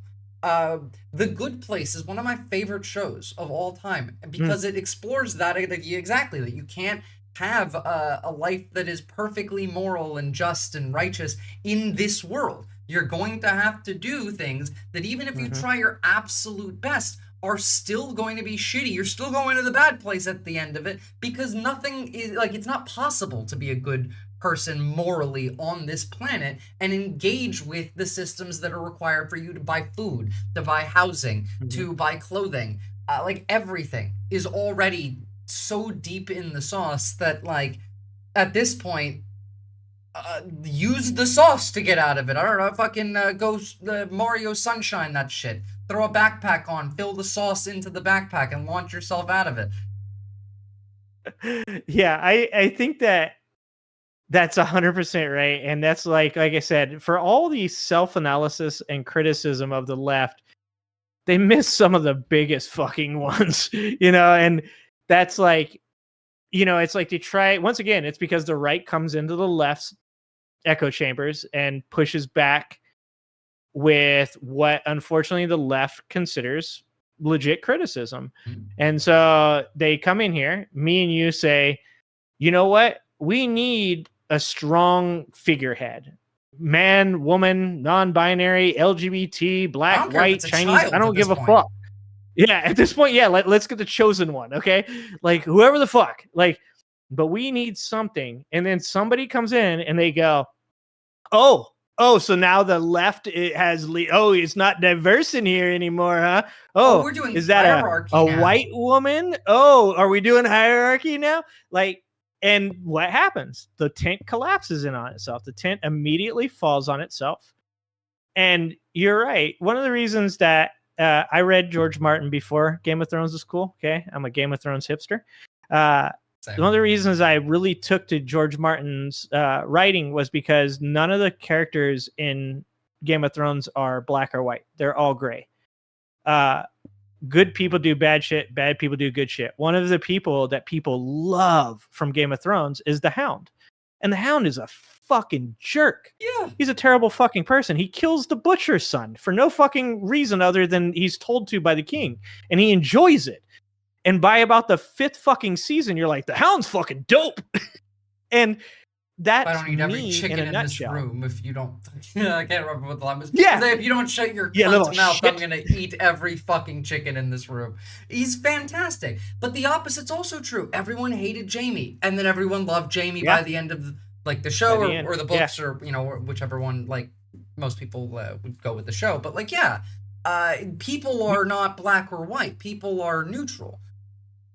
Yeah, and there's it's hard to be a good person. I always point towards the game Fable. In the game Fable, you have a choice to be good or bad, and your character becomes either an angelic-like figure or a demon-like figure. And 99% of people that play that game will finish as the demon.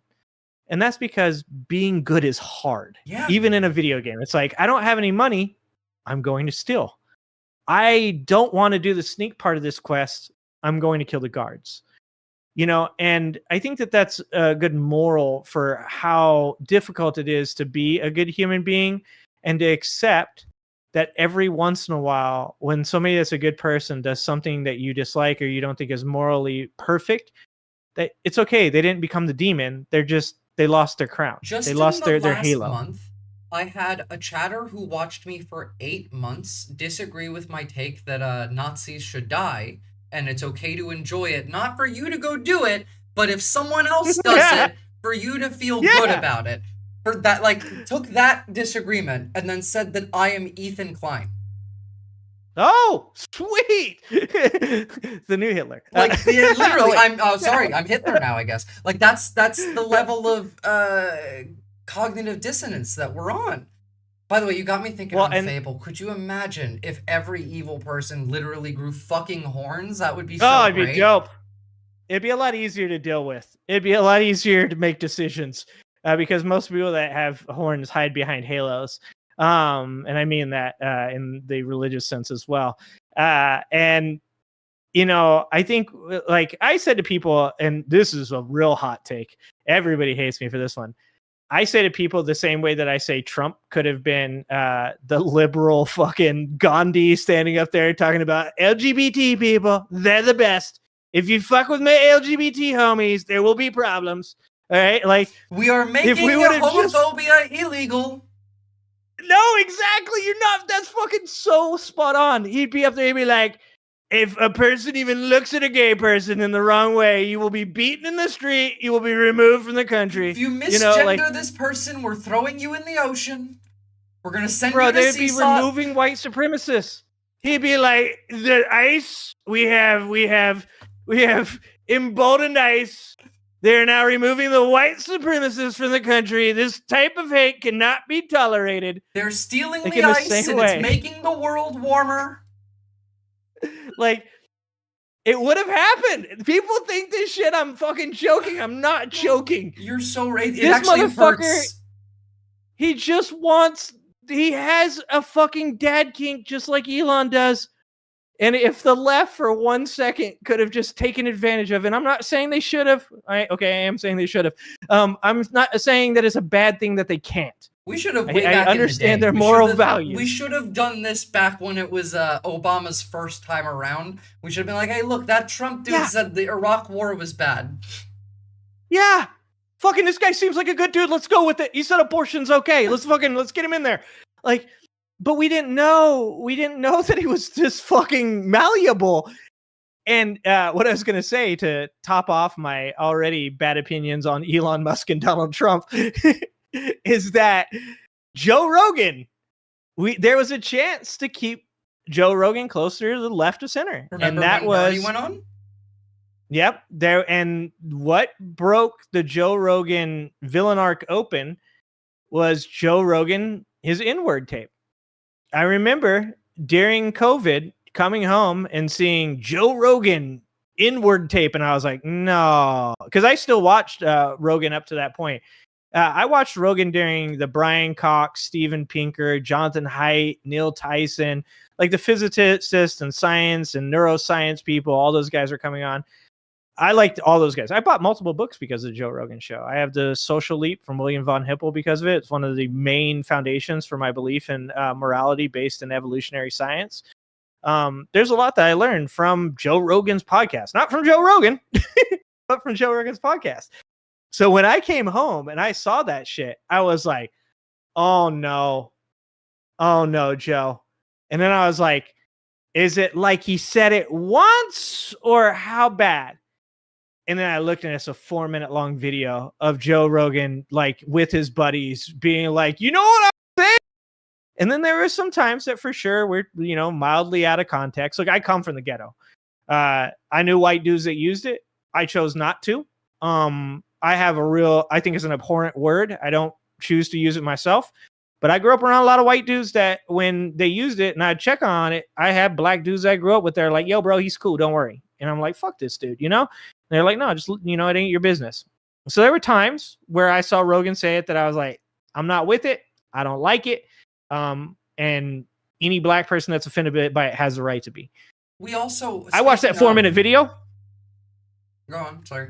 Didn't mean to cut you off. I was in watching that 4-minute video. I was like, bro, fucked up. I was like, my brother in Christ, you better have the best apology that any person has ever had. And in doing that, actually, Rogan came out with a pretty good apology. And I'm sure you can still look it up to this day. He said in that video, he is like, look, I thought when I heard that like there's a video made about me, I thought, okay, they probably got me. I maybe said it once doing a Richard Pryor bit and I fucked up. And he's like, and then I was about 2.5 minutes into this video and I looked at the bar and it was only about halfway through. And I was like, oh my fucking God, there's still another 2 minutes of me saying the N-word. And he was like, guys, when I saw that shit, I had to say, like, this is pretty fucking bad. And I am sorry. And he apologized. And I was like, and mind you, biased. Accountability for themselves. And it's so sad that like even just someone holding themselves accountable is enough for it to be like, oh, well, you know, they're not so bad after all. At least they're not openly lying and defending the actions. Like, it's moving the bar even more. And I don't know. I'm sorry. I'm not defending Rogan today. I just want to make that clear, right? Like, his actions and everything he's done to this point are unacceptable. I'm saying that there was a time, I think, between that and then, you know, when he first started questioning COVID, I didn't have a problem with people saying, like I said, is the vaccine safe? I think that it's okay to question whether or not, you know, before injecting something into your body that you want to know about it. But you should legit do real research. You shouldn't just listen to conspiracy theories. And then the ivermectin thing. And I think he even took a little bit of some out of context L's there, because ivermectin is a medicine. It is used to treat parasites in human beings, but it is not. Recently say that it's a cancer medication? I don't know. I'm gonna be honest. I don't listen to a lot of shit he says nowadays because it hurts my fucking feelings.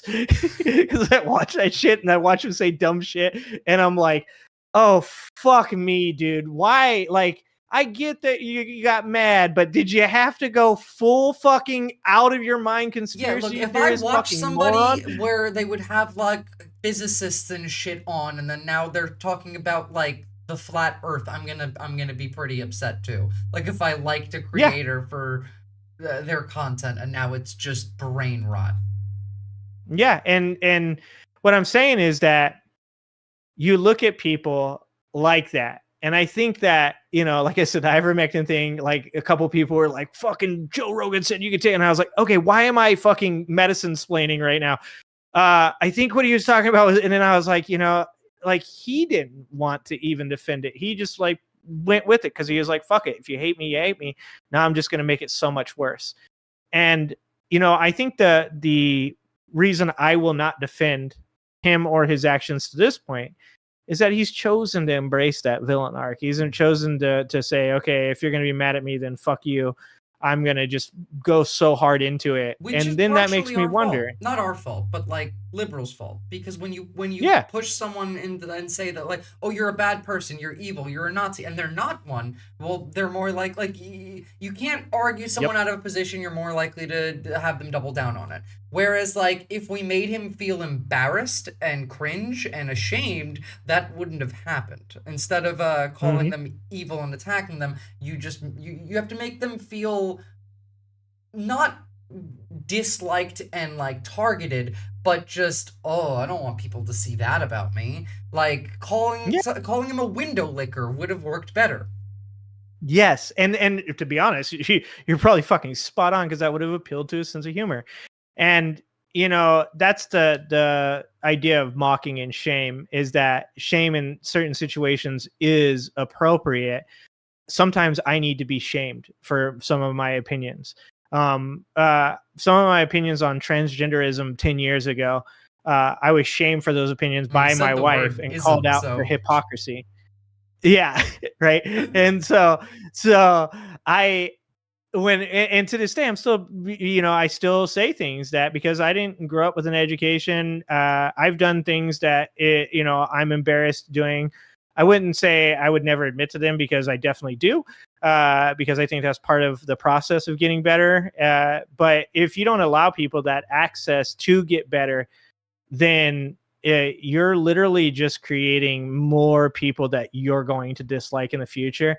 And that's what I think they did with them. And a great example that I actually use two examples. One is Andrew Callahan from Channel 5 News, who had some stuff where he was called out for some inappropriate behaviors behind the scenes with some of his staff. He came out, he said, hey, I'm taking some time off. I'm going to try and get better. I think obviously these accusations do require me fucking educating myself and being a better person. And he just recently said in a podcast, somebody said, did you think about fucking embracing the right-wing grift? He's like, you want to know something funny about that? InfoWars reached out to me, and InfoWars asked me if I wanted to start working with them. And he was like, and the guy goes, did you think about it? And he's like, no, man, I'm not a facade. These are my values. He's like, yeah, I did some dumb shit. I was young. I did stupid shit, but my values are human. Yeah, and that's where the left makes mistakes. Did he apologize? And I think he made an apology video immediately after, and he just like completely disappeared from the internet for like 2 years or some shit like that. The other one I use is one that's a little bit more visceral, a little bit harder for people to forgive, but I think it's important for people to hear, and that's Kramer from Seinfeld. Everybody remembers him breaking and screaming the N-word at two black gentlemen at a show, and it wasn't, hey, here's some accusations, hey, here's some stuff, you know, like that you guys don't really know about, but there's probably evidence. No, everybody saw him call those two black men the N-word, and he did not apologize. He disappeared. And then recently, I think it was about a year ago, there was an interview with him, and this lady goes like, are you gonna, like, is this an apology tour for you? And he's like, no. She's like, are you trying to get back into like TV or acting? He's like, no. And she's like, okay, so why are you doing this interview? He's like, because I want people to know I fucked up. He's like, I'm not asking for people's empathy. I'm obviously very upset with myself. He goes, that wasn't me being mad at those two black men. That was me being mad at me. I respect He's that. like, I was on a hit TV show and I felt like I was nobody. He's like, I felt like, what am I doing with my life? I'm such a piece of shit. He's like, I didn't take that out on those people because those people were heckling me at a comedy store. He's like, I took it on those people because I had undealt with fucking problems. And he goes, nobody's going to fix that for me. You being sorry for me isn't going to fix that for me. Me getting allowed back into into Hollywood isn't going to fix that for me. He's like, the only thing that's going to fix that for me is me fucking going and spending time with me. And she goes, well, you know, like, is this the beginning of you coming back? And he's like, I don't think it is. He's like, I think it's the beginning of me being a better person. I respect that. And I was like, there you go. We don't like people that change for the better in this country. I realized this during the election when the stuff about Kamala Harris you mentioned that would come up about like, oh, well, she did this and that, and some of those things that she had done, she had just like spoken out against. She had changed her position like years back. I was like, you know, like I would prefer somebody who has shown that they will change their mind and acknowledge that they're wrong. And people got mad at me for that. Yep. Because even on the left, look, the right is like I said, I'm not going to make any excuses for anything the right wing is doing right now. Everything they're doing is fucking insane. But the left has to be able to analyze the things that they do, internally deal with them, and then not take them out on each other or on their candidates. And one of the things that's really hard for the left to deal with is what we're talking about, is that like somebody like Kamala Harris, who was a prosecutor, she was a fucking prosecutor. I argued with people on the left about this. They're like, yeah, exactly. She put people in prison. I'm like, motherfucker, I grew up in a ghetto. I hate the cops. My nephew was killed by a police officer, shot to death by a police officer. I fucking have all the reasons to hate Kamala Harris. And what you have to understand is, if you're mad, let's say you believe that what Kamala Harris did with allegedly putting people in prison for marijuana, which was not true, but let's say that's what you're mad at. So you don't want her to put people in jail for breaking the law. Do you also think that she shouldn't have put pedophiles in prison? Do you also think that she shouldn't have put domestic violencers in prison? It requires like 2 seconds of critical thinking. You know, like, hey, okay, maybe the issue here isn't the prosecutor, it's the law. Yeah. And that's, what do you think would happen? So you have one of the most progressive prosecutors that the city of San Francisco had and the state of California had ever had. You replace that person for not doing their job. What do you think happens? They put in place somebody that's more moderate, somebody that's more establishment, somebody that's going to, out of the alleged like 1,200 or 1,500 people that people claim that Kamala Harris said, or they said she put in prison for marijuana, 45 people went to prison. And every one of those people had some type of connecting felony. It was not smoking weed. Of course. the DA that represented the people in those cases said, I have no hate for Kamala Harris, but I wouldn't say I like her either. We are polar opposites across the courtroom. But the one thing I will say about Kamala Harris is she was always fair, and she always tried to figure out ways to not put people in jail that didn't deserve it. And because of that, just for people that don't know, because of that, states across the United States use Kamala Harris's progressive rehabilitation program to help reduce recidivism, which is a extremely progressive thing. The word recidivism pisses people off on the right like crazy. And she reduced recidivism in San Francisco from like 50% to 10% in most of these cases. Now they say she that offered the left is pro-crime. Yeah, of course we're pro-crime. Because we don't want to create more criminals. We elected the 34 felony felon. That's who we voted for. Exactly. We didn't want the prosecutor.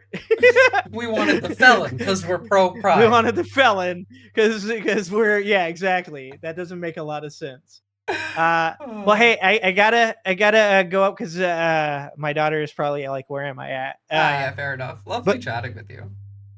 Yeah, and we gotta do it again. I don't mind. I know I've got my show, and I fucking do 3 streams a week, and I think not next week, but the week after that, I'm gonna do a pep talk show as well.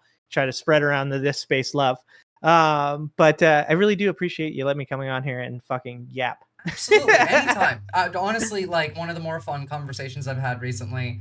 Like lots of laughing. I've had this one up just waiting to play it for you before you go. It's only like 10 seconds. But, There's an old saying in Tennessee, I know it's in Texas, probably in Tennessee, that says, fool me once, shame on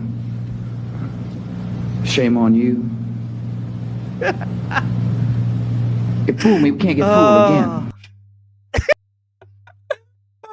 Mission accomplished. Mission accomplished. Hell yeah. Do you want to say anything before you hopped off? Yeah.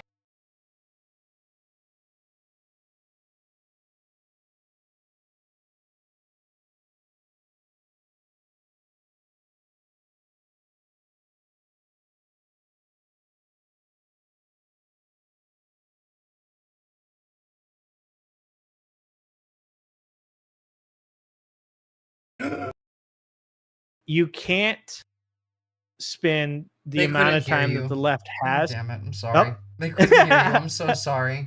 It's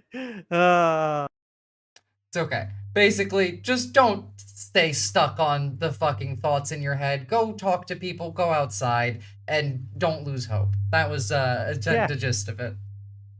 Yeah.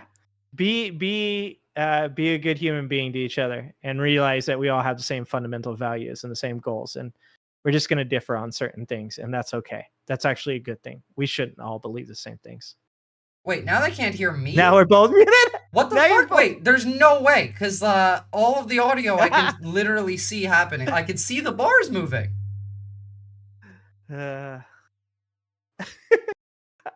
okay, we're not both muted. Okay, they're fucking with you. This is just like my chat. My chat does the same shit. Half the time I do actually fuck it up. Well, that's why they fuck with me, is because they know. They're like, he fucks it up enough that if I say it's fucked up, he'll start fucking with his buttons, which is definitely going to produce something that is worth laughing at. That's true. Okay, let's see if I can figure out how to do this. Okay, I've got my button up here. Well, yeah, thank you so much for letting me come on.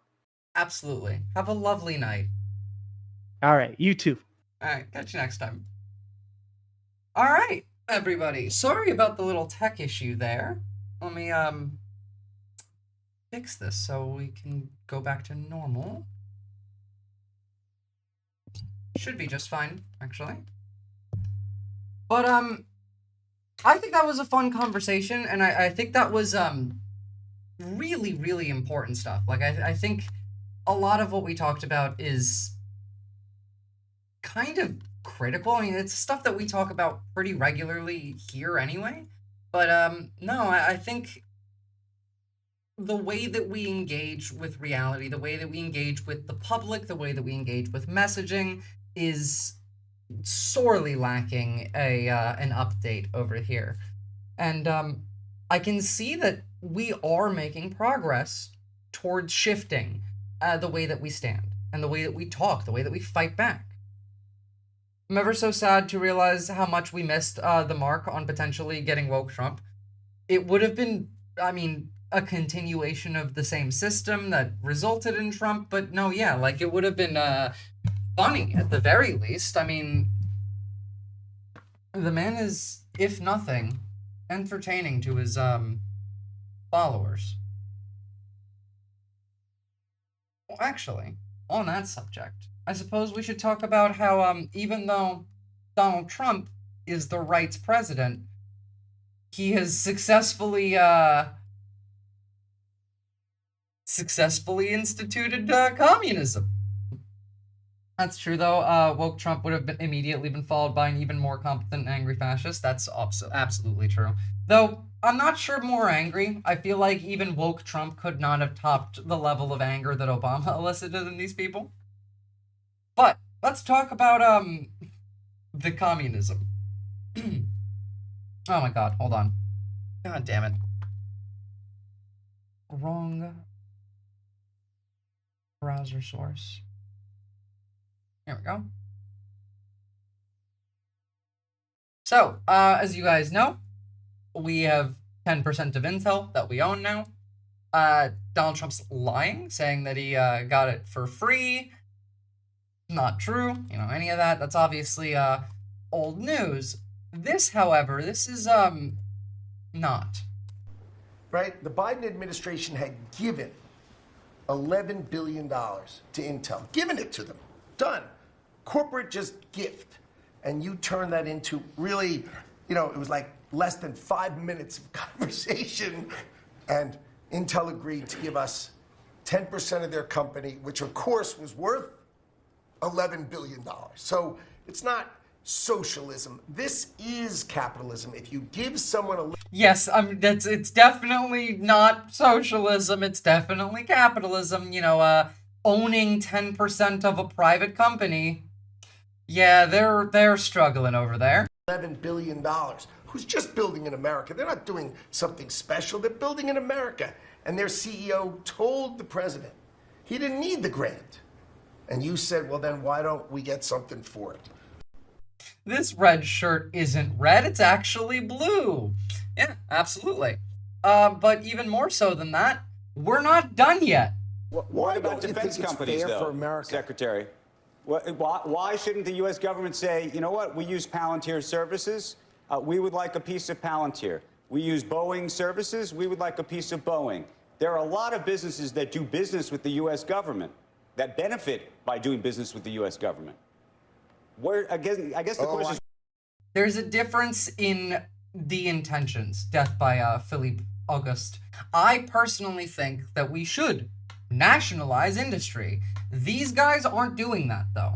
They're doing literal national socialism, as in, like, not actual socialism. This is just privatization to the state's friends. Where's the line? Oh, there's a monstrous discussion about defense. I mean, Lockheed Martin makes 97% of their revenue from the U.S. government. They are basically an arm of the U.S. government. They make exquisite munitions. I mean, amazing things that can knock a missile out of the air when it's coming towards you. But what's the economics of that? I'm going to leave that to my Secretary of Defense and the Deputy Secretary of Defense. These guys are on.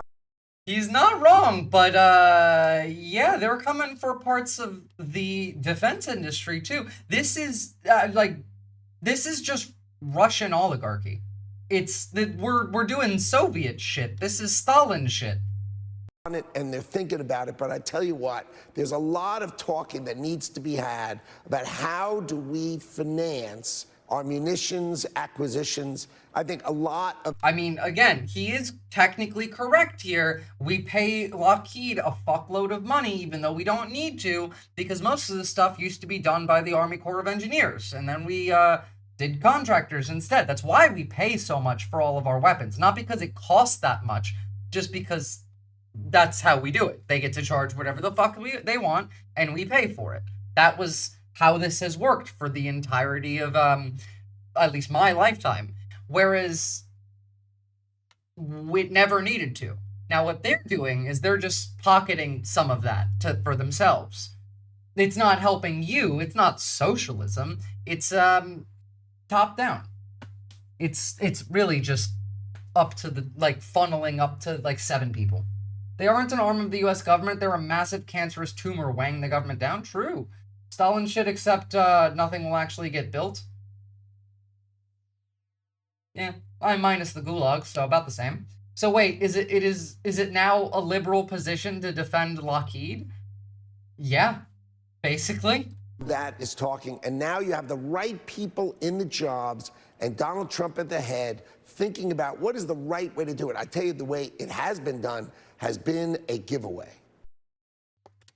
Partial truth.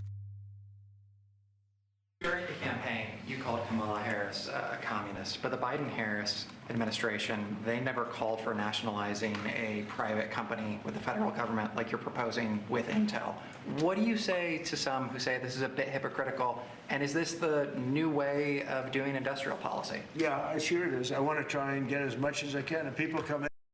Sure it is. I want to try and get as much as I can.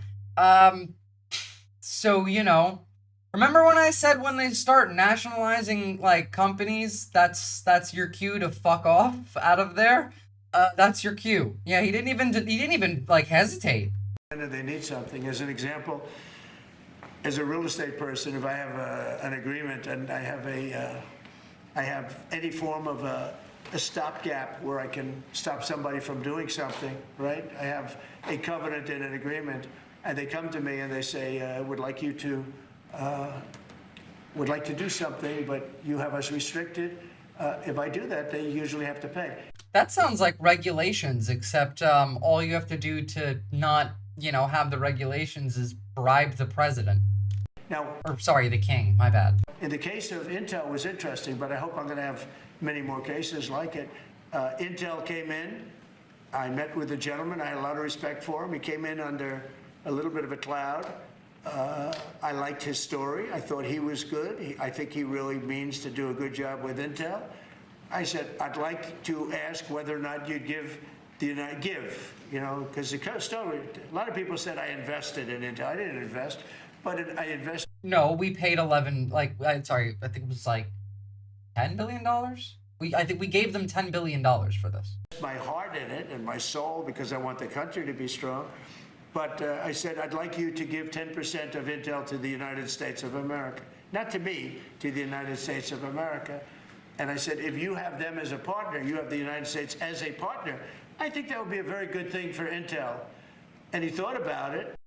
You should have thought about this before you let Nutlick go on TV and talk about how you bought it, I feel like if you were going to go with, oh, no, they gave it to us for free, then why let him go on TV and start saying that? A little bit different. And he said, I like that idea very much. We have a deal. During the campaign, you called Kamala Harris. Here's Nutlick again. Sorry, no, wait, this is Hassett saying in an earlier interview on CNBC, the government will take ownership in more companies similar to last week's deal with the multinational tech corporation Intel. Hassett referred to the deal as down payment on the creation of a sovereign wealth fund. Imagine trying to start a sovereign wealth fund when you are as indebted as we are, plus have a yearly deficit over $1 trillion.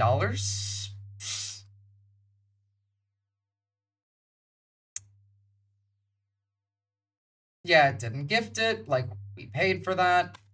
He made a mistake, or factors happened where something like this could have taken place. In the meantime, his board was staying by him.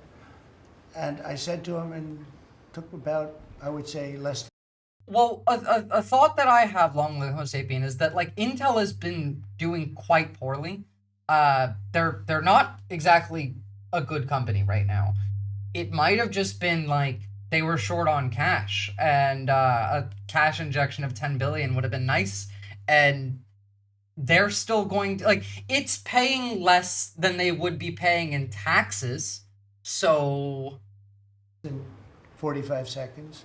I said, you know what you should do if you're smart? Give the United States of America 10% of your company. And he looked at me and he said, I'll do that. I said, I just made $11 billion for the United States. Yep, sure. And you didn't pay, even though you did. Or rather, we did. But it's even worse because Commerce Secretary Howard Nutlick says that the Trump administration is now trying to get a slice of patents generated by U.S. universities. Patents. We have given tens, if not hundreds of billions of dollars to universities for them to do research, and they invent things. And you know who owns those patents? The universities. So we are going to make a deal with them all, which is if we give them the money, don't you think it's fair that the United States of America... Since when do capitalists give a shit about what's fair? Because I don't recall that in much of the history. But what I do think is generally under capitalism, which these people claim to still support, not that I do, but they do, would be that, like, you know, if someone invents something, even if it was funded by the state, think the iPhone, you know, that was funded by government money. Now, did Apple have to give that patent to the US government? I don't think so. No, I don't think so. I feel like that would have been just a little bit non-capitalist, you know? And the taxpayers who funded it get a piece of that. How are the taxpayers getting a piece of this at all? And the taxpayers who funded it get a piece of that, right? So we wrote a letter to Harvard, so Linda and I working together. I mean, it's so much fun to work with everybody here. I mean, we just have a blast. Patents. Yes, I'm sure. It does look like you would all have a blast. And one more on Fox. Well, think about this. I'll give you an example. We give hundreds of millions to each university, tens of billions, up to $200 billion a year. They take that money and they do research and they get patents. And you know who keeps them? The scientist and the university. And we who pay all the money, the American taxpayers, we get nothing. This has got to change. Well, think about this. And again, what do we get under this this deal? Do we get anything? No, nothing. Of course not. This seems pretty redundant. University patents always end up in corporate hands anyway. By law, I believe universities can only keep those patents for like 5 to 15 years anyway, and then it goes into private sector. Why does the federal government need to get it just so they can hand it over to the private sector anyway? Well, because they're not patient enough to wait 5 to 15 years. Also, like, I don't know, China said so. I never was one of those people who believed very much in the, you know, Trump is a CCP agent thing, but holy shit, if he was, then he's doing a good job. If I was a CCP agent and the president of the United States, I'd be doing exactly the same thing. Also, like, real interesting exchange that Trump had with President Myung of South Korea today. I love that we can't hear that. Let's try this one. And we're actually the closest. You know, it seems like quite far away, Alaska and, but actually it's right up, Alaska right up and the little Korea. ocean. He's talking about Korea. And we're actually the closest. You know, it seems like quite far away, Alaska and, but actually it's right up the little ocean, right up the little Pacific Ocean. It's actually pretty close, relatively speaking. But we have more oil and gas and coal than any other nation in the world by far, and we're going to use it. And that's the thing that South Korea, I think, most wants from us, I would think. And come on, where's the... For your role. There it is. The translator was much louder. And I would like to mention that the only remaining divided nation in the world is the Korean Peninsula. And I would like to ask for your role in establishing peace on the Korean Peninsula. So I look forward to your meeting with Chairman Kim Jong-un and construction of a Trump Tower in North Korea. And so that's South Korea's president saying, hey, you should go meet with Kim Jong-un and, construct a Trump Tower in North Korea and bring peace to the Korean peninsula.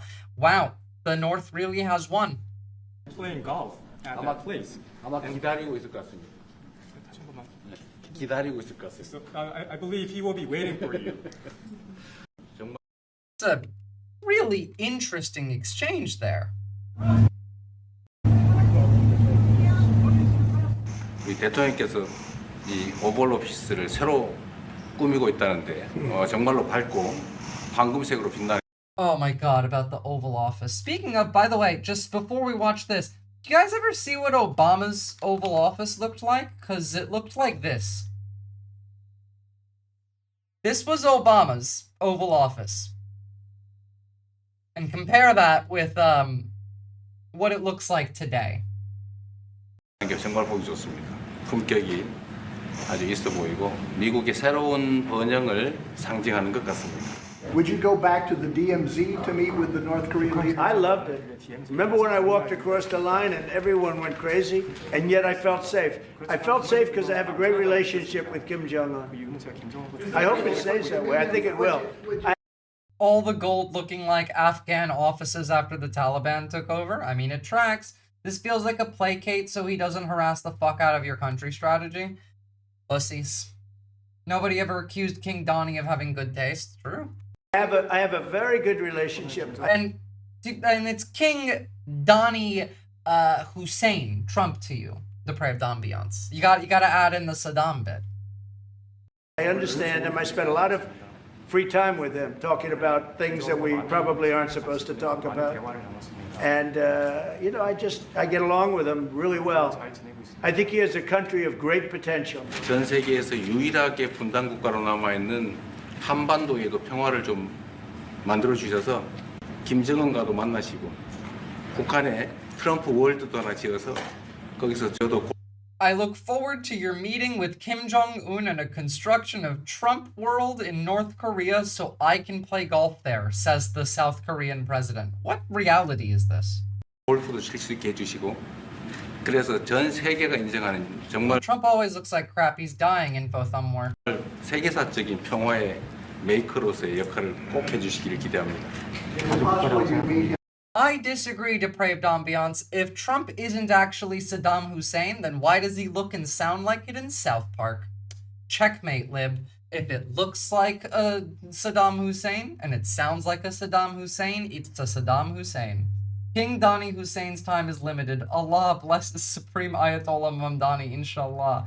We will be holy once again. This year or maybe next year? Well, I'm meeting a lot of people. I mean, it's hard to say that, but I'd like to meet him this year. I look forward to meeting with Kim Jong-un in the appropriate future.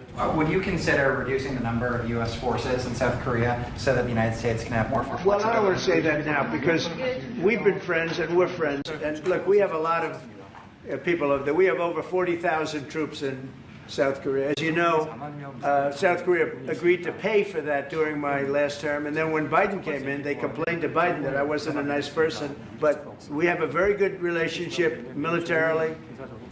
They would say, but we gave you land. I said, no, you didn't. You lease us land. There's a big difference between giving. All right, don't care. But, I mean, it's insane. It's actually, like, not the reality that I thought I lived in. I suppose we should touch on, the economy, eh? So, talked about this a little bit earlier, but we're fucked. Germany, Denmark, Sweden, Italy, France, Austria, the UK, Belgium, Spain, the Netherlands, India, Thailand, Singapore, South Korea, Australia, New Zealand, and more, halting shipments to the US. Like anything that gets sent through USPS, sorry, not coming. Japan jumped in as well, and Sweden, and then Switzerland as well as of today. So, no, like, your packages are not coming. It's pretty fucked. But worse than that is just how bad the drop for the dollar has been. really making the country great again, making the country economically strong. That's absolutely what we're doing. You know, this is what happens when the dollar drops. This is what the prices are doing. They're going straight right up. Also, large media outlets systematically omitted mention of data showing corporate profits help drive inflation, instead citing industry talking points. Anyone even remotely surprised by that? What's up, Latino Mafune? Good to see you. Beyond that, it's actually so bad in America right now that farmers are killing themselves. I've seen little vending machines stuff literally double in price this year. Jesus Christ. Has the US dollar dropped against poor country currencies too, or just rich currencies? It dropped overall. How much it dropped depends on the currency we're talking about, but, you know. But if you need to really see how bad it is, I mean, like, farmers are killing themselves. That's one indication. This is without doubt one of the saddest fuck around find outs that I've ever seen. Farmers, I love farmers. I won 80%, 85% of the farmers, and I love them, and I'm never going to do anything to hurt our farmers. It's a silent truth happening from the current downturn. He hurt the farmers. There are 3 tractors up here that I bought on auction. I'm not going to tell you which ones, but they came off of... Oh, no, the US debt is only going to keep going up, Death of Philippe. Like, the point isn't to make the debt go down. It's actually not even possible, really, I don't think. I mean, like, we're incurring more cost in interest for the debt than we're paying off of the debt. We're actually not even paying off the debt. We're only paying the interest on the debt. Oh, you mean the debt owned by poor countries that are denominated in dollars and, like, it benefiting them? Yeah, no. Sorry, the entire point of this regime is to destroy people's lives and to induce more suffering. Suicide. The reason that the farmers are no longer there, the reason I've got the tractors. An uptick in the amount of equipment coming to auction as a result of farmer suicide. There's absolutely enough money to pay down the debt. Yeah, it's just, like, we're not taxing the rich, of course. If anybody needs to talk, call your friends, call us. We don't need to sell you anything. I don't want to buy more tractors that way. And I love them, and I'm never going to do anything to hurt our farmers. So, yeah, I guess he lied there. What do we have here? Saw this. That's very America first of them. Beverly Hills Public Schools consider displaying Israeli flags on all campuses. American public schools. Very, very, America first. Absolutely. 100%. What are you gonna do? I mean, this is the people in this country. This is a GOP candidate, by the way. This is someone running for office. If you know who this is, don't spoil the horrors that are coming. Your daughters will be raped and your sons beheaded unless we stop Islam. It sounds like she's making a promise, really. Is that a campaign promise, or are you gonna do it yourself? Once and for all. We're done turning the other cheek. Remember, David didn't pray for Goliath. He killed them. America is a Christian nation, so those terrorist Muslims can fuck off to any... Yeah, there's only room in this town for one Taliban, not two. The 57 Muslim nations, there is only one true God, and that is the God of Israel. The God of Israel! This is the woman running for American public office. America is a Christian nation, so those terrorist Muslims can fuck off to any of the 57 Muslim nations. There is only one true God, and that is the God of Israel. The God of Israel. That's the God of America, according to this person running for American Congress. This woman is a clown? Yes, she is. She's also a demon.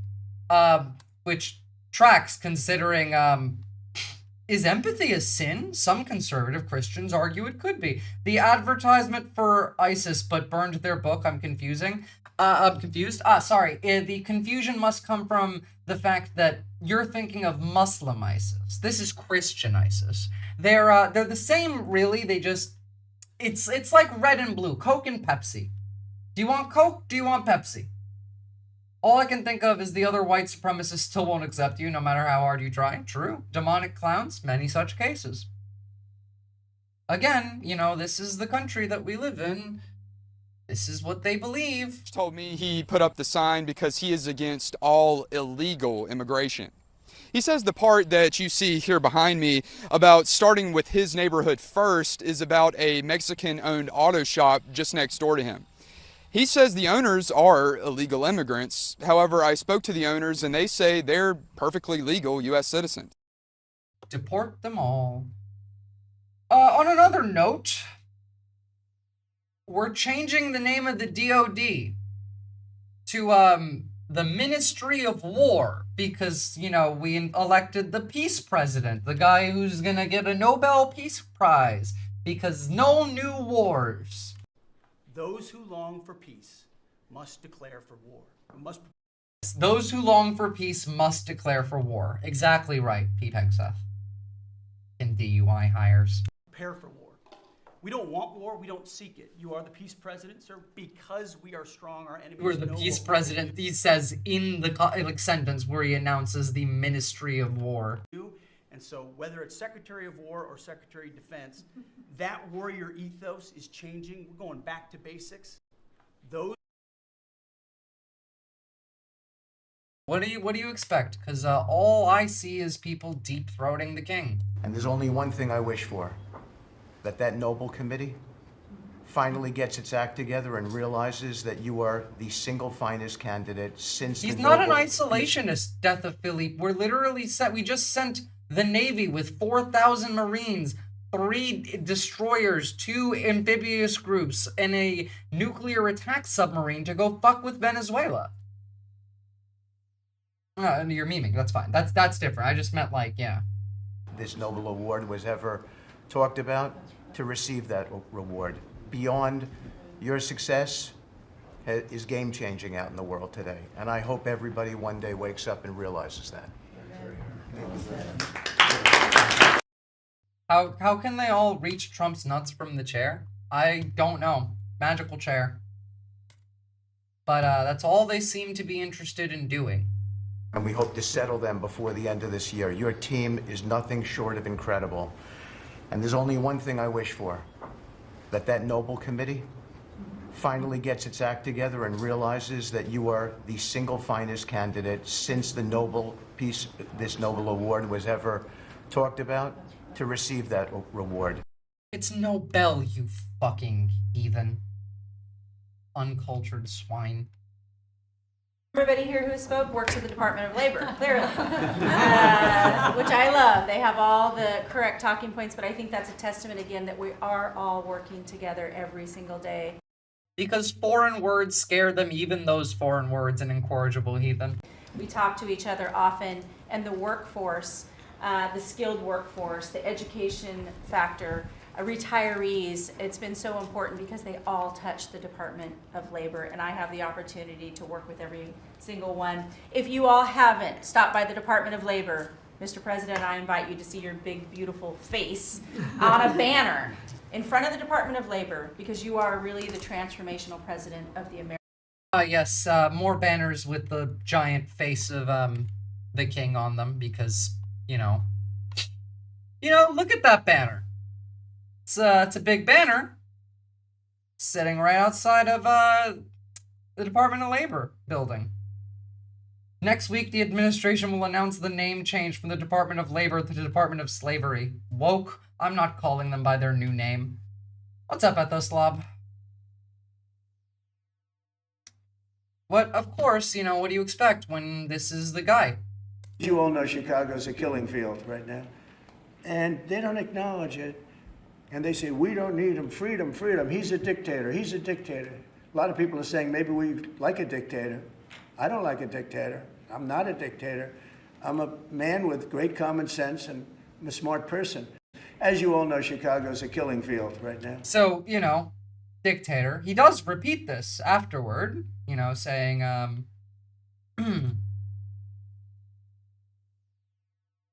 But then he goes on television and says, oh, Trump is a dictator, he's a dictator. And a lot of people have here, so the line is that I'm a dictator, but I stop crime. So a lot of people say, you know, if that's the case, I'd rather have a dictator. But I'm not a dictator, I just know how to stop crime.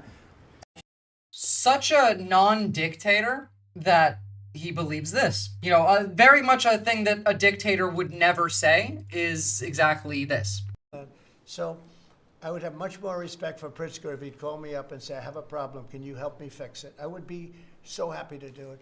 I don't love, not that I don't have the right to do anything I want to do. I'm the President of the United States. If I think our country's in danger, and it is in danger in these cities, I can do it. No problem going in and solving, you know, his difficulties. I am the president, I can do it. As in, I can do whatever the fuck I want. Can you help me fix it? I would be so happy to do it. I don't love, not that I don't have the right to do anything I want to do. I have the right to do anything I want to do. I'm the president.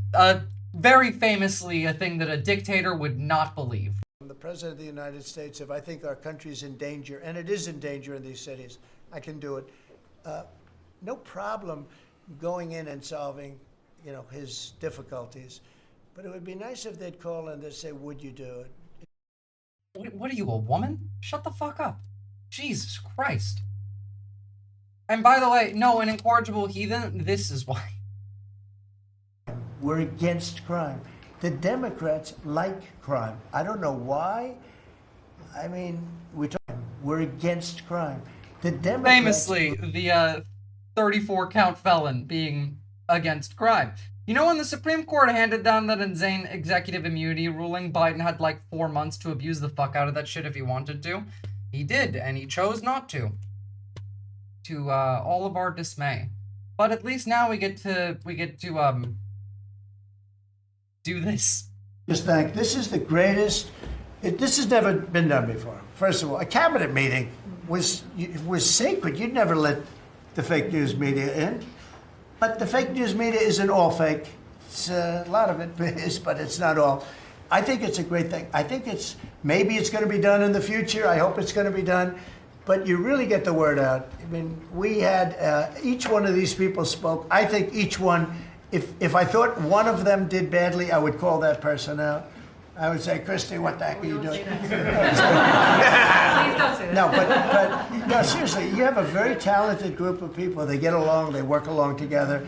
And there's something really nice about just, you know, the openness of what we're doing.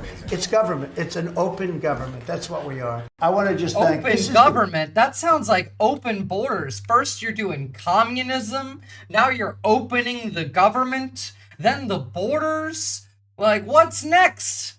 What's next? This is the end of the United States.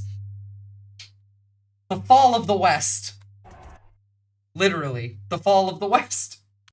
Moments ago, federal transportation officials... Illegals coming into the government. ...announced plans to take further action against 3 states for failing to enforce English language requirements for commercial truck drivers.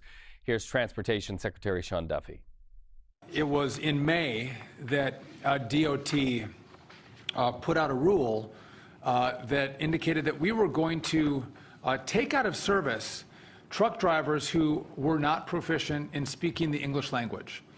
We announced that in May, and it was going to go in, it did go into effect at the... Like, it's just being a horrible person for the sake of it. Again, like, nobody gets a driver's license without being able to, at the very least, get a fucking driver's license, but that's not, like, what is this garbage? It's damn near impossible to enforce, like, language on a driver they barely speak, but it doesn't matter, you know, it's part of the plan. It's make people uncomfortable to be here. That's the whole point. And, just to really hammer home the, fact that this is not just regular Republican evilness, but a dictatorship.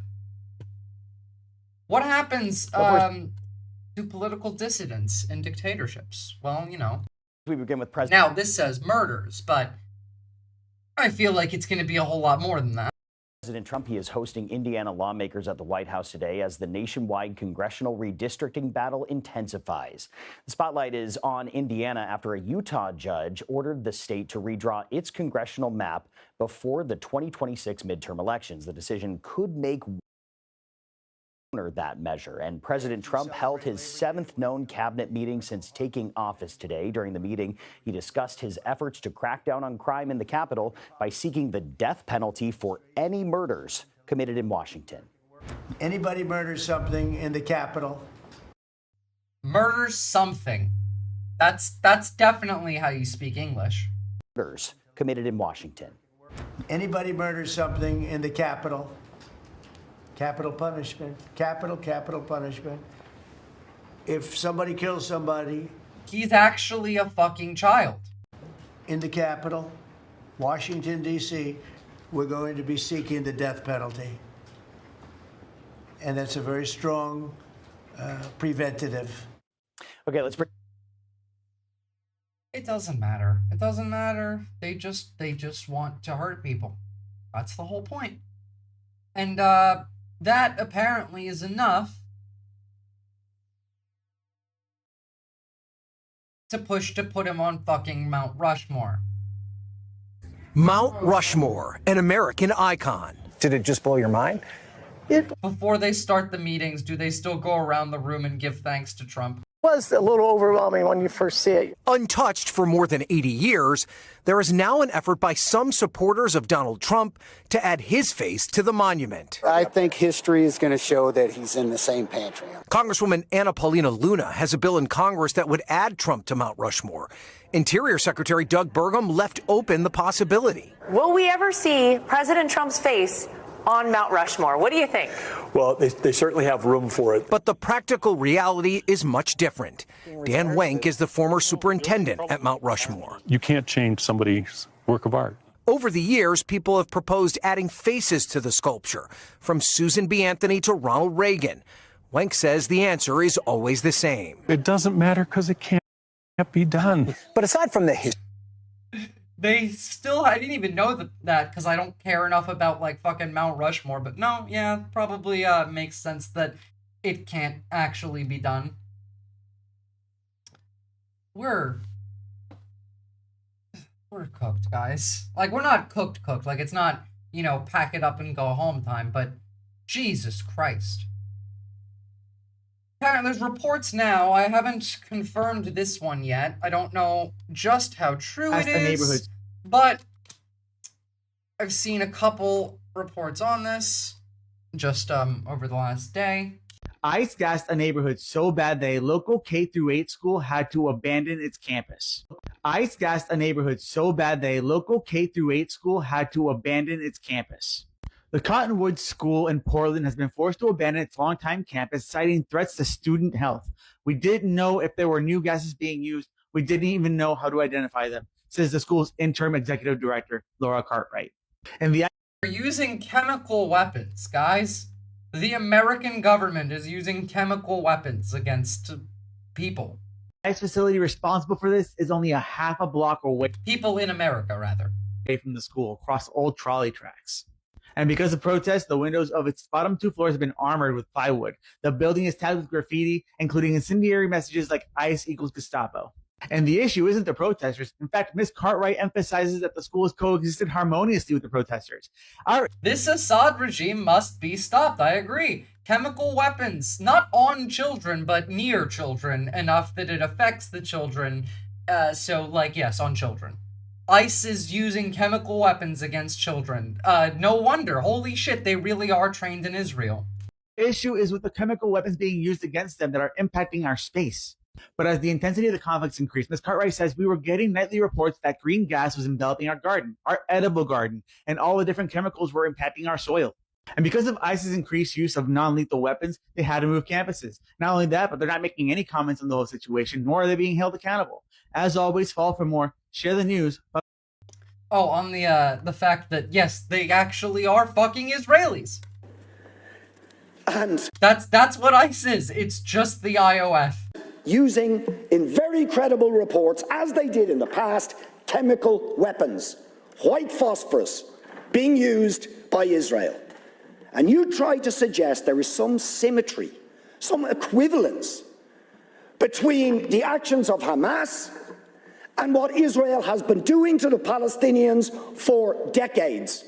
Will you admit that the terrible loss of life and escalation of violence that we have seen in the last few days is simply a continuation of the crimes against humanity, the war crimes? If only people were speaking out like this against, well, actually, if only people gave a shit about what he's saying, first and foremost, but also I would like that kind of, like, anger directed at maybe the terrorists in America gassing children, but maybe that's too much to ask. I don't know.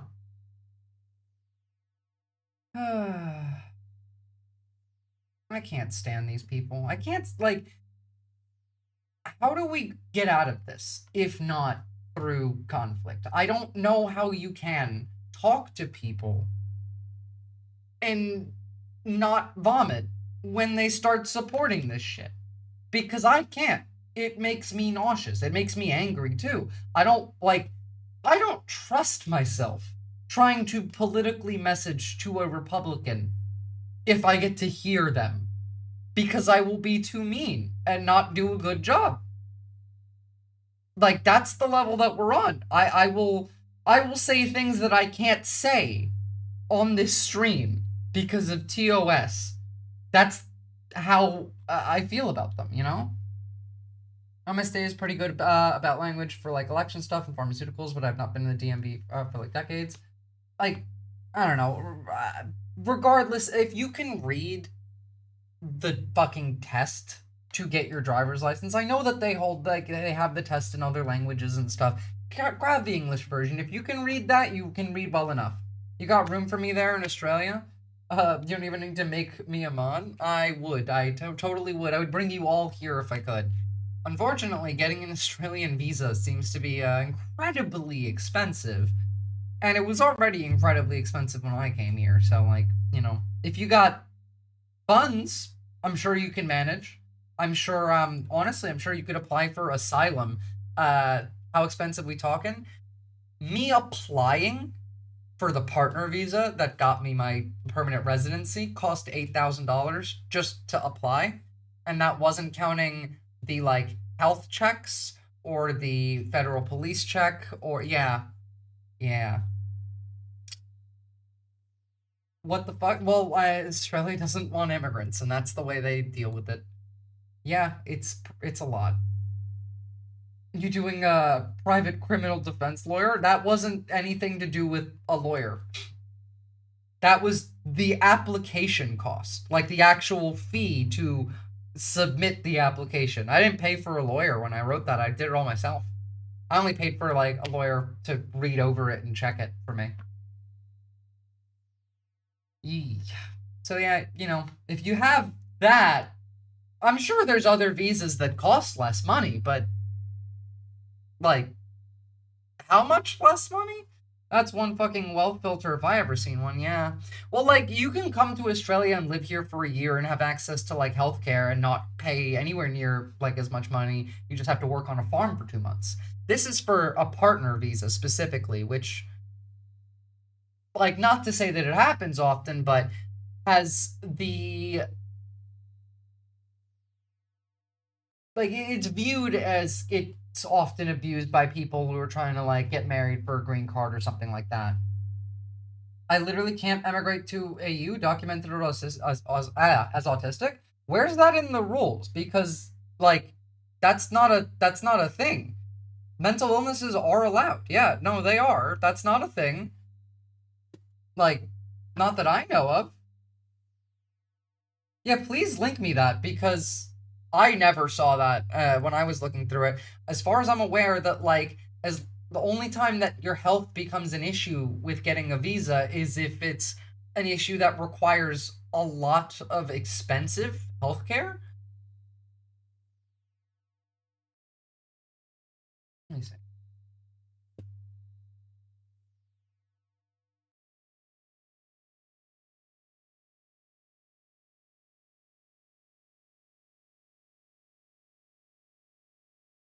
Oh yeah, specifically if the cost exceeds 86,000 AUD over a maximum. Wow, it's 10 years? Jesus. I mean, technically, I could say this now, considering I'm a citizen now, but pretty sure I would have fallen into this, like, category of limitations. I feel like my healthcare needs do total $86,000 in 10 years. This is some wild shit. Disability and health discriminations, which also date back to 1901. If you're private healthcare, government says 99% of all visa applications meet health requirements. That's what I knew it is. Most people don't have any issues with health requirements. Because, like, I'm not even sure how this even works, because autism doesn't require that much federal funding. Like, Medicare here doesn't cover mental health care at all. Like, it just doesn't cover mental health care. You can get a mental health care plan that will cover 10 sessions with a therapist and cover half the cost for that. And that's not anywhere near enough money for it to fall into that category. Like, there has to be something more to this, because, like, just by the math, that doesn't work. If you go to, like, an incredibly expensive therapist in Australia, and you are going, like, all 10 sessions per year, that's going to be, like, $2,000 a year. That's not 50 grand in 10 years. Sorry, actually, that's not 86 grand in 10 years. That was someone fucking around and trying to fuck this person over. That's not how, like, it legally works, even in that article. Like, that person was denied illegally, if that makes sense. A lot of people have autism and don't even know it. That's true, yeah, no, absolutely. But the criteria is if your healthcare costs exceed $86,000 per 10 years, which it doesn't. Oh, okay, yeah, no, they do that shit all the time, but can they legally? No. It's a matter of you have to be able to pay for a lawyer or know the law well enough to argue back. That is still the wealth filter. It's still the same thing. So, like, you could emigrate to Australia, Buncor. Your autism will not stop you from emigrating here. First and foremost, like, it does not cost that much money. But secondly, like, if you can afford private healthcare, well, that would even just, and, like, even private healthcare as in, like, just the extras cost being, like, what, like $100 a month to be able to get, like, glasses every year, massages, and help with, like, therapy and physical therapy and dental and all of that. That will reduce how much money the state needs to pay, which then brings you under anyway. Can you bring your guns? No, you can't bring your guns. You got to get a gun license here, which is going to require you to install a big metal safe into your house that's bolted to the ground, and for the cops to come and visit you and check that you're storing everything properly randomly for 2 years. Oh, sorry, twice per year, rather. I mean, yeah, but I just wanted to bring awarenesses because me personally... Yeah, no, absolutely. I'm glad you mentioned that. That is really fucked up. Like, I did not know that, and I learned something new. But that is not legally the case. That was the law being weaponized against somebody either too poor or not educated in Australian law enough to know better. So there is a difference there. That's just a shame that, I mean, this was Western Australia, so I suppose I can see where that level of, like, hatred for foreigners comes from. Poor people, am I right? Yeah. Unfortunately.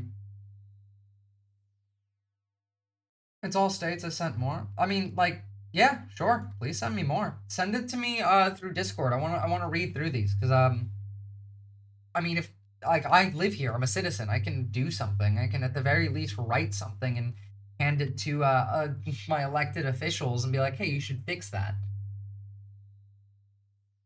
You know, because I'm a live streamer. And even though, like, not enough people view me, they don't know that. I just have to tell them that I'm a live streamer, and they'll get a little antsy. I just have to, like, not give them the actual channel name so they can't check in on it. Oh, yeah. All right. Look, I have a lot of news to cover, but I'm probably gonna leave it here for today. Sorry for like just the slightly shorter stream, but my head is not screwed on right. That conversation with the Angry Ginger was incredibly fun, and I lost my train of thought on what's happening in the news today. But honestly, it's fine because we did cover the important stuff, being the communism, and the rest of this I'll just save for tomorrow because the day was actually quite slow. Most of the news I have is America. I have a little bit on Ukraine, and that's really about it. Wasteland news next stream? Yeah, Wasteland news and also orc popping next stream. I do love some orc popping, and the Russians have not been having a good time, so I can't resist. Please go and drop a like on the stream. Go and join the Discord if you haven't already. And if you did want to donate to me, you could do so through this link so that Twitch and YouTube don't steal half the money. Night Night Cat Thrower. I'm just gonna do a raid. Let's jump into Cosmopolitics because friend of the channel and incredible streamer, another person from this space, which you should go and drop a follow for if you haven't already, considering I am on this space every Thursday. And I will see you guys next time.